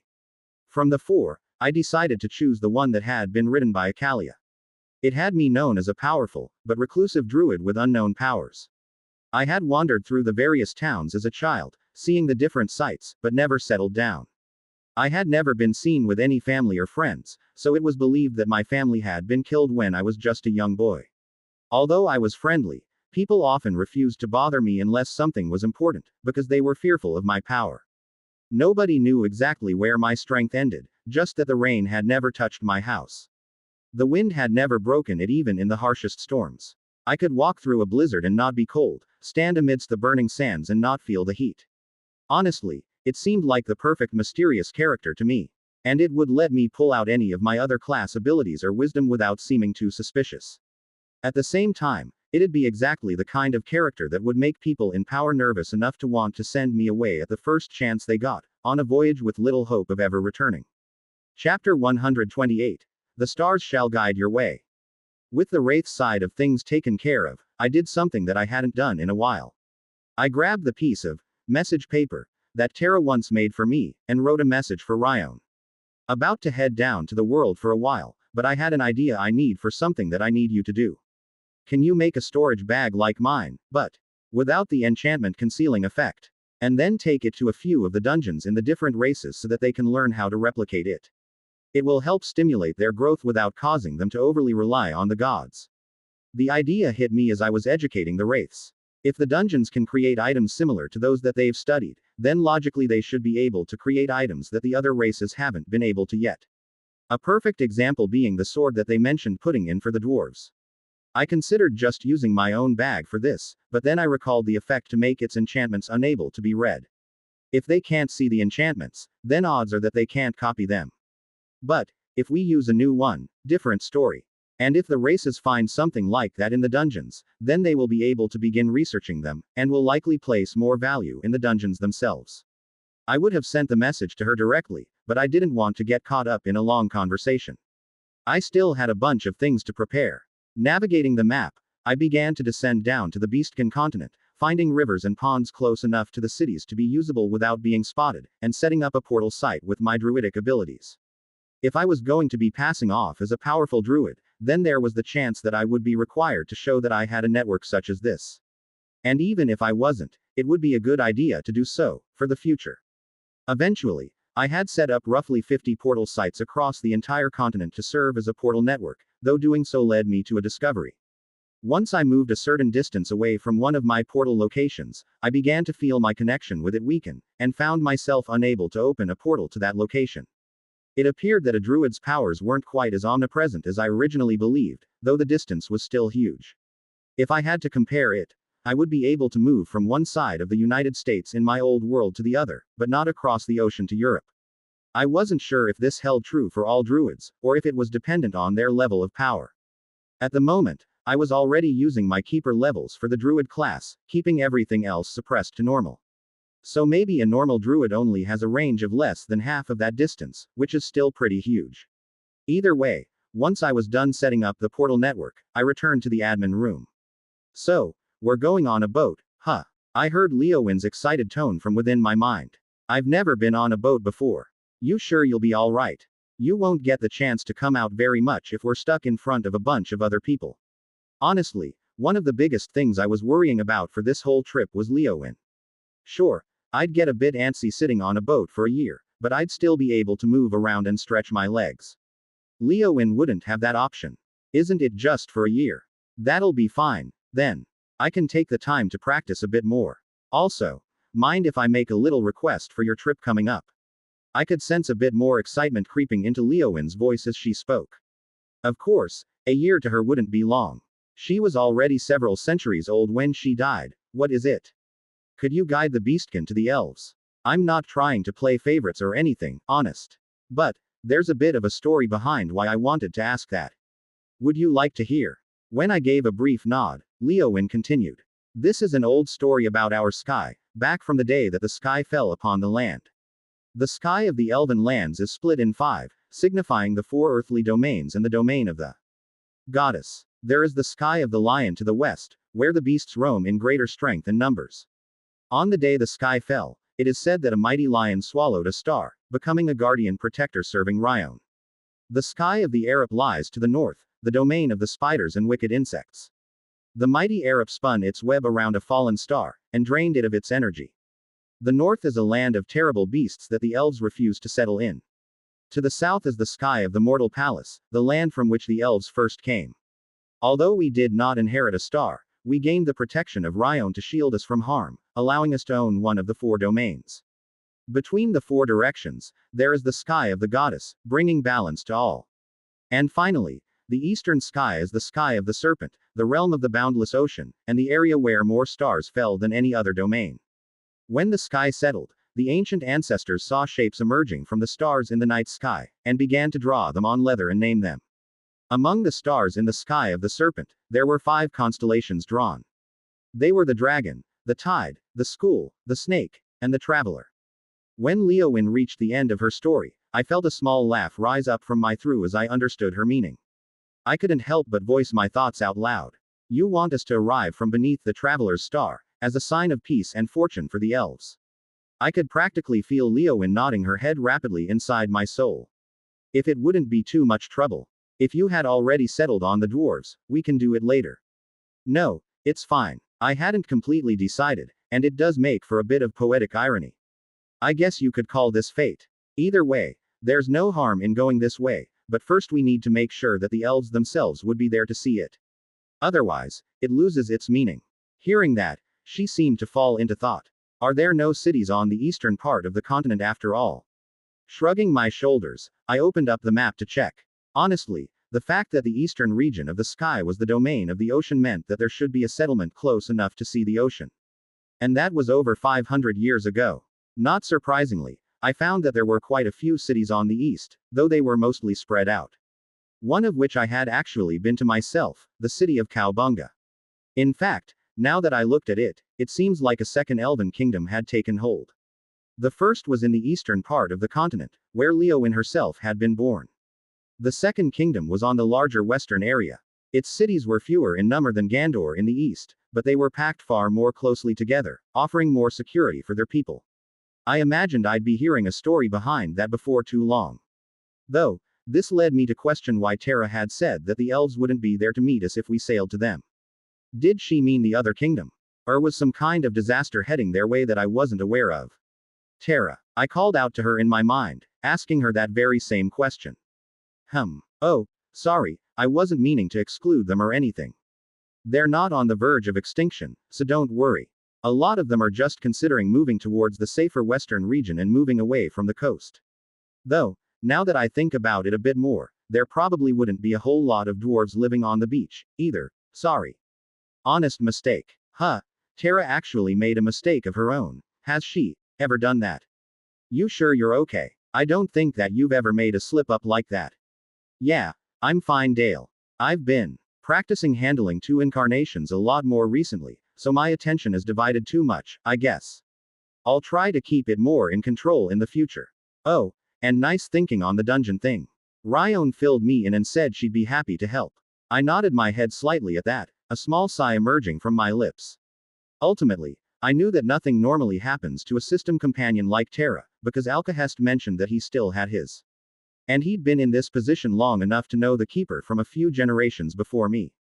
At the same time, the idea briefly came up that she might be pregnant, though a short laugh ended that thought.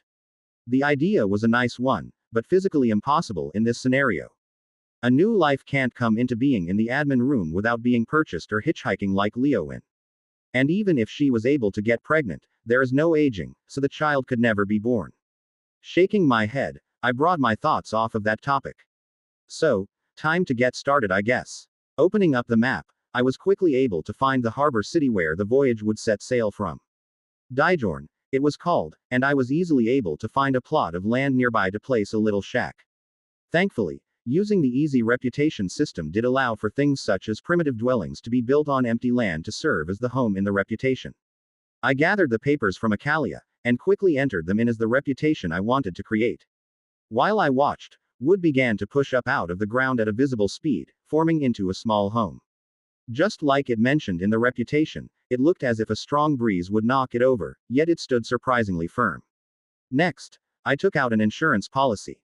My 500-year time skip had brought a massive influx of points, so I was easily resting at just over 2,500. This made it very much affordable to buy a world host. That way, even if I do end up in a fatal situation, I can just ascend and have the body left behind die in my place. Finally, I began to actually craft the body that I would be using for the next year. Naturally, since it was Acalia's recommendation, he was a Lycan. Because of his reputation, he was an elderly one, looking to be in his late 60s. His true age was unknown, but it was estimated that he had some secret to extending his life. His face was just showing the signs of age, a few wrinkles appearing here and there, while his formerly black hair formed lines of gray that ran down to his shoulders. The body was far from muscular, though in this world the appearance or absence of strength can be very misleading. His clothes were neat and tidy, yet had a few patches sewn onto them to show how long they had been used. Once I was done crafting the body, I looked it over for a little bit. This would also be my first time descending in an elderly body, and I wasn't quite sure that I was ready to deal with all the aches and pains. It shouldn't be a problem, but if it turns into one, I'll have to find a way to fix it. Are you sure you want to go ahead and head down? Leowyn asked, seeming to realize my intention. Why not? The sooner the better. I need to be there in time to be picked for the voyage, and this will give me more chance to acclimate to beastkin culture. As I said that, I hit the button to descend, letting the blue lights surround me. And that was when Tiber the Traveler was born into the world, ready to see history being made. Chapter 129. Dual Cultivation. When the blue light faded around me, I found the world dark. I had chosen to arrive in the middle of the night so that I would not be spotted descending by anyone, so I was alone inside the quiet shack. In one hand I held a long, gnarled staff, which I subconsciously found myself leaning on for support as I felt my joints seeming a bit more stiff than I was used to. On my wrist, there was still the golden bracelet, my token of nature which would let me easily access my druidic powers. Oh, and that reminds me, oh Terra, great goddess of fate, mind making sure Ashley doesn't advance her world too far while I'm down here. Once she gets to the same level that the world we came from was at, please make sure to pause it. I heard a light laugh in my mind in response to that prayer, so it seemed like she agreed. Now, to level distribution. I closed my eyes briefly, taking a deep breath and calling up my character information. Name: Dale Mitchell. Race: Lycan Keeper. Health: 358 358, 656,974 656,974. Mana: 216 216, 270,666 270,666. Strength: 6 586.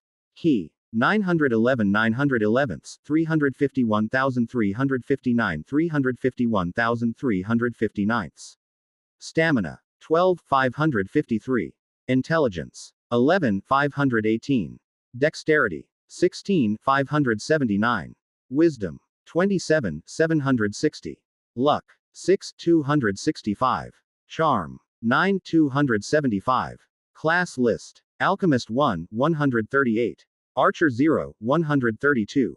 Architect 0 75. Archmage 0 85. Armorer 0 112. Artisan 0 103. Assassin 0 94. Bard 0 158. Berserker 0 132.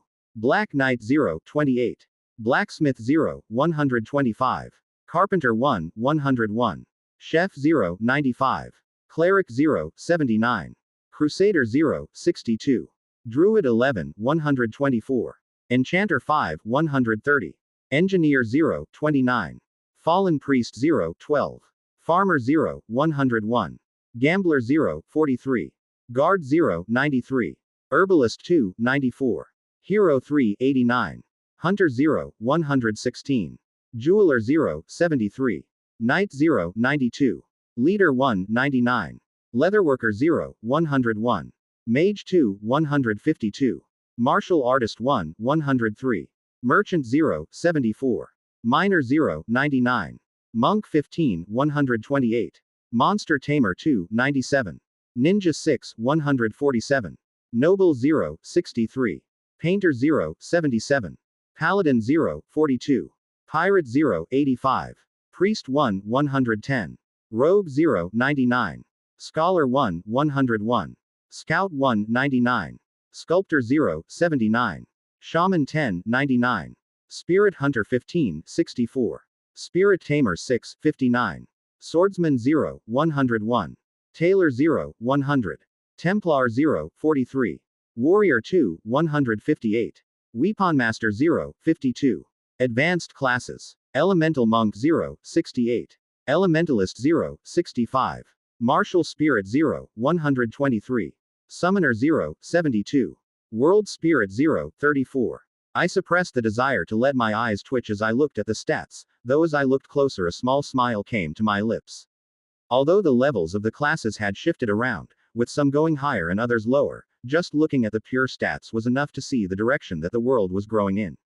All of the stats had increased by quite a lot, but by far the biggest increases were in intelligence and wisdom, which seemed to show that the classes related to those stats had increased far more than any others since the last time I checked.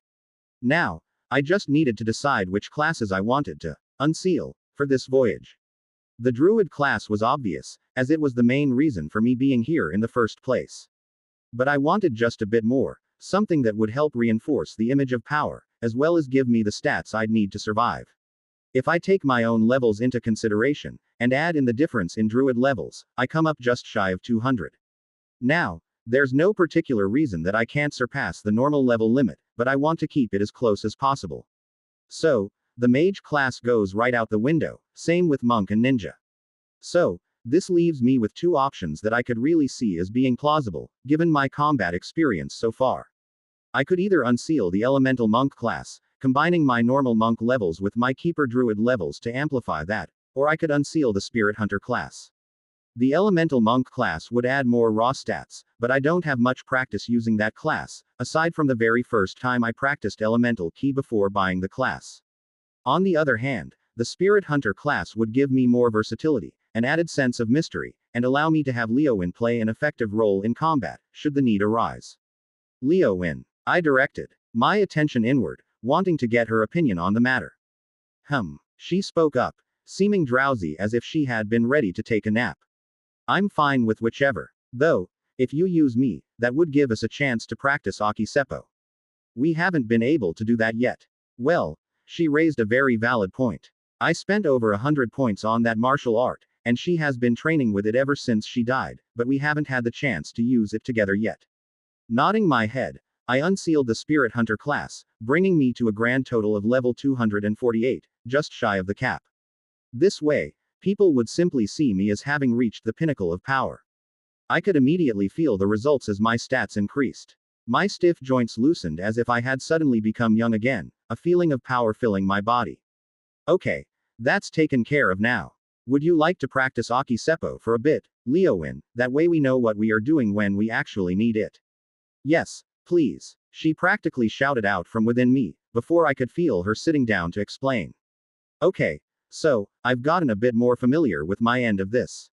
I was named after a star, I lived a bright and happy life, and I died wanting to be yours and Mom's star, so it's not really that surprising, but my special abilities are based on stars. I chuckled slightly when she explained that, nodding my head for her to continue. Specifically, they are based on the elven constellations that I told you about before. Whenever I focus on each one, I feel a different power within me. So, I should be able to use a few different abilities, depending on which constellation I use. I simply nodded again, waiting for her to finish. Alright, then. I let the staff fall to my side, taking a deep breath as I walked out of the rundown shack. I had built this a good distance from the nearest city, so even if I did practice here, nobody would see anything strange. Let's get this started. Aki Seppo had a few restrictions, but most of them were placed on the relationship between the users, rather than the movements or techniques involved in it. I closed my eyes, focusing as my hands raised up.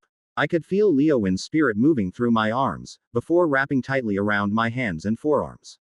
I manifest the traveler. Leowyn called out, clearly focusing on one specific constellation. While I opened my eyes, my arms were covered with glowing silver vambraces, matching gauntlets on either hand. On the backs of each gauntlet was a series of dots with lines drawn between them, giving the rough shape of a cloaked man. I glanced around, and couldn't particularly feel anything different about myself. No sudden ability to control light or dark, no instant teleportation. I was beginning to think that we had done this wrong, before I realized that my body was suddenly lighter. Not only that, but as I began moving, I found myself to be quite a bit faster than before. Okay, so the traveler increases movement speed, makes sense. Do you want to try a different one? I could feel Leowyn trying to focus within the gauntlets, before she let out a sigh. I need to go back to see the stars again. After she said that, the gauntlets and vambraces disappeared into a thin cloud of smoke for just a few moments before beginning to reform, accompanied by her voice echoing in my mind. I manifest the web of souls. This time, when the gauntlets formed, a different pattern was stamped on their back. Another series of stars, this time connected in a way to look like a spider's web. This time, the effect was far more obvious, as white threads of spiritual energy slowly spread out from my body, burrowing into the ground and extending along it. I could almost feel as some of the threads latched onto spiritual bodies of small creatures, sapping their energy and feeding it back to me. However, as soon as that feeling appeared, the gauntlets vanished again. Let's not use that one when we can avoid it, okay, Dad? I might accidentally hit someone with it. That's fine. I take it there's another story behind that constellation, then. Hearing my question, Leowyn spoke up in a faint voice. The Arab was a spider who preyed on the living and the dead. After stealing the power of the stars, it was said that it gained the ability to hunt the ghosts who had passed. Some claimed to have seen Mother's angels trapped in its web. Okay. So, we're just going to forget that power is a thing unless strictly needed. I nodded sagely as I agreed with her decision after hearing that, knowing there was likely more to the power if it was based on that story. We can try one more tonight, so pick a good one. I could feel Leowin smiling at that, thinking carefully. All right, I manifest the dragon. When her words fell, the flow of spiritual energy shifted. It was no longer focused purely on my arms, but instead began to wrap around my entire body. Instead of a simple pair of silver vambraces, I soon found myself covered in a full set of pitch black armor, layered scales covering my chest, arms, and legs. My gauntlets had been converted into sharp claws, while I wore a helmet that I could only imagine was designed to match the head of a dragon. However, that wasn't the biggest change to this. The biggest change was the fact that I could feel large, leathery wings attached to my back. As my attention was drawn to them, they began to slowly extend and retract. I'll control the wings for you, Leowin assured me. As soon as I thought about flying, the wings flapped heavily, sending me up into the air. I couldn't help but laugh as I looked at the ground moving away from me, feeling Leowin keeping me airborne with constant beats of our wings. The dragon, huh, I mused softly, rather liking this form. It had been a dragon that killed Leowin, so I expected her to be more hesitant about borrowing the powers of one. To my surprise, she seemed to hold no ill will towards it, and I could almost feel that she was thankful to the dragon. With our connection strengthened in this manner, I could nearly see into her mind, just as she saw into mine. Having had enough of flying, I had Leowin set us down near my shack, and called her back into me. These manifestations were not free to use, and each one drained her energy slightly. I was able to feel that the longer we remained in that state, the weaker she was getting. Though she had recovered some of her energy with the Web of Souls, she cut it off before it was enough to make up for the total drain. I would have to wait and see if she naturally recovered her energy on her own, or if I'd need to harvest some spiritual energy to help her get back to her full power. But for now, there was something else I needed to check while she rested. Raising my hand up, I closed my eyes and let my senses flow into the golden band around my wrist. I needed to see just how far of an area I could control with my druidic powers amplified as much as they were. To do that, I created a small ball of fire in the air above me, and sent it out, away from the direction of the city. The small flame sped along through the air, further and further away. 50 meters, 100 meters, 200, soon easily surpassing a full kilometer. Then a second kilometer, only slowing down once it moved past 3. Finally, at just under 3.5 kilometers, I was unable to focus enough on the flame, and a small gust extinguished it. So, my effective control area is a 3-kilometer radius, then.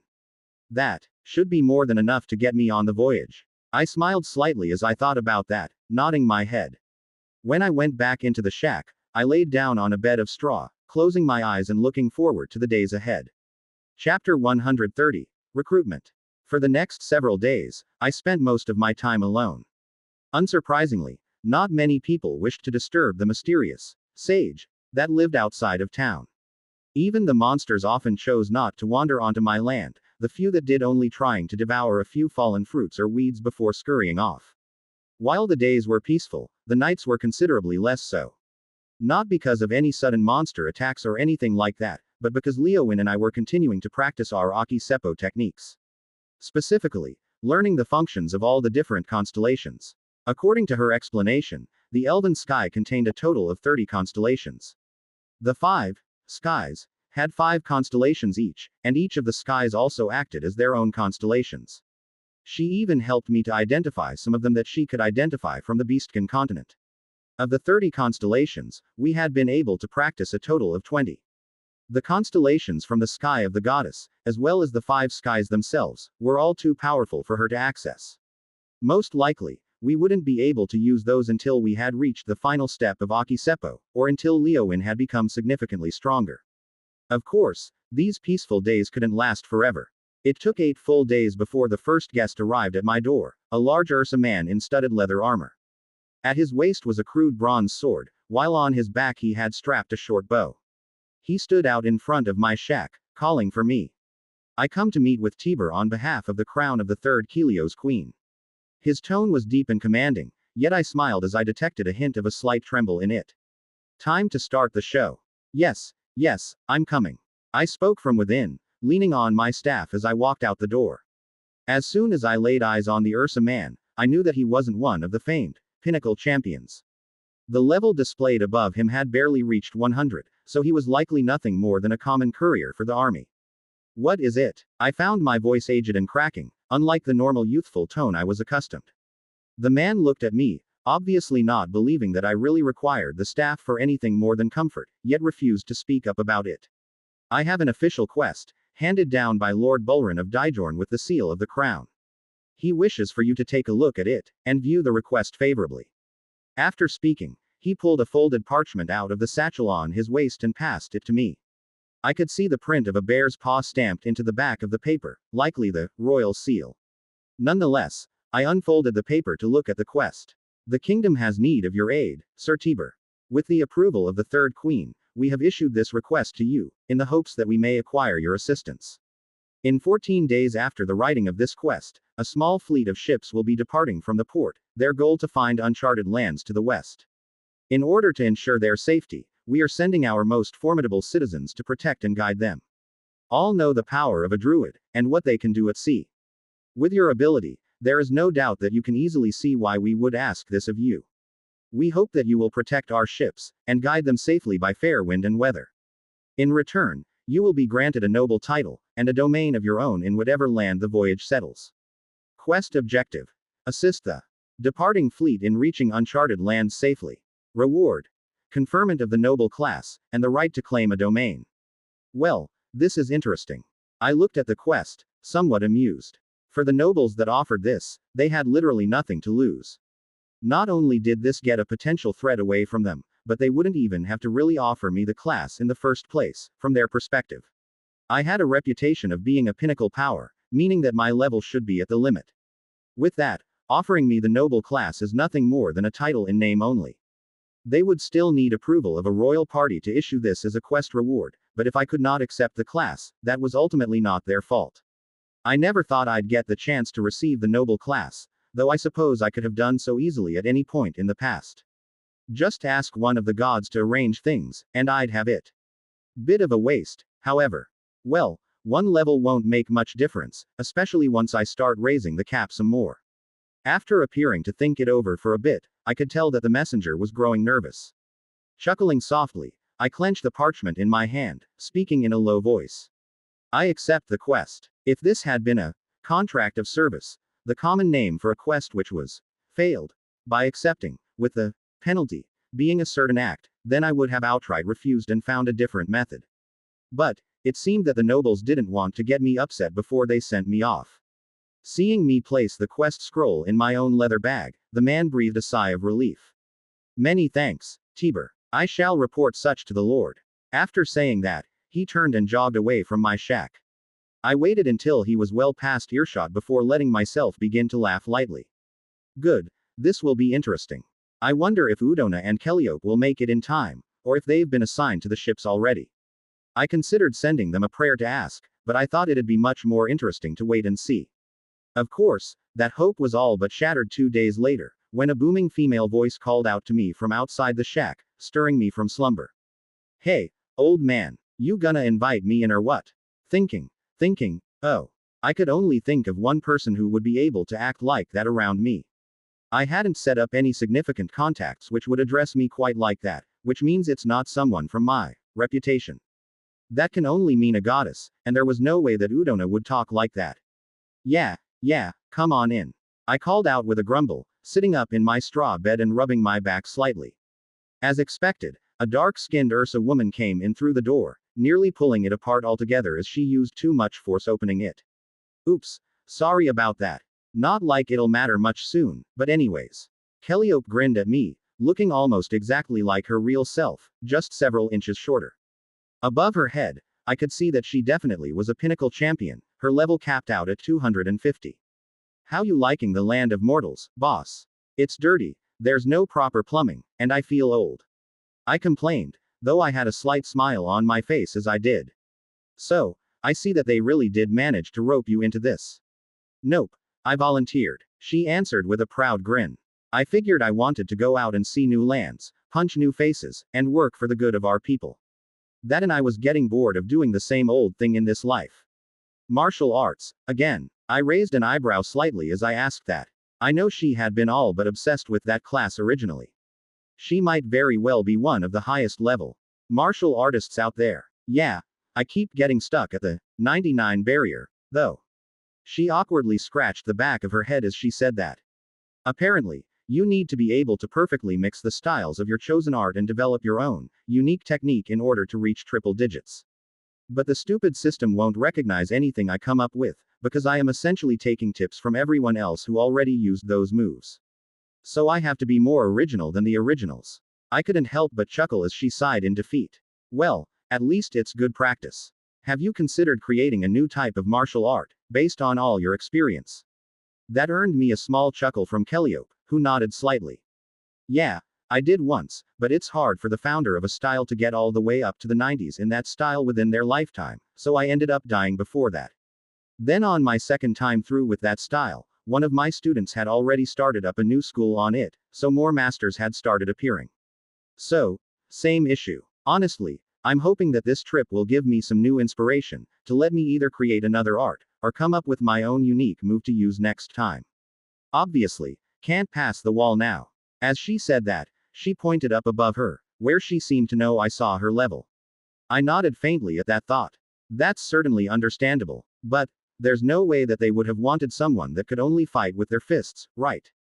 In the sea, that wouldn't exactly be useful, unless you were going as a laborer. Kellyope tilted her head back and laughed loudly. Ha, yeah, right. Me, a cargo carrier. No, since I couldn't pass the wall, I went ahead and got some monk training in. My first time really practicing its advanced class.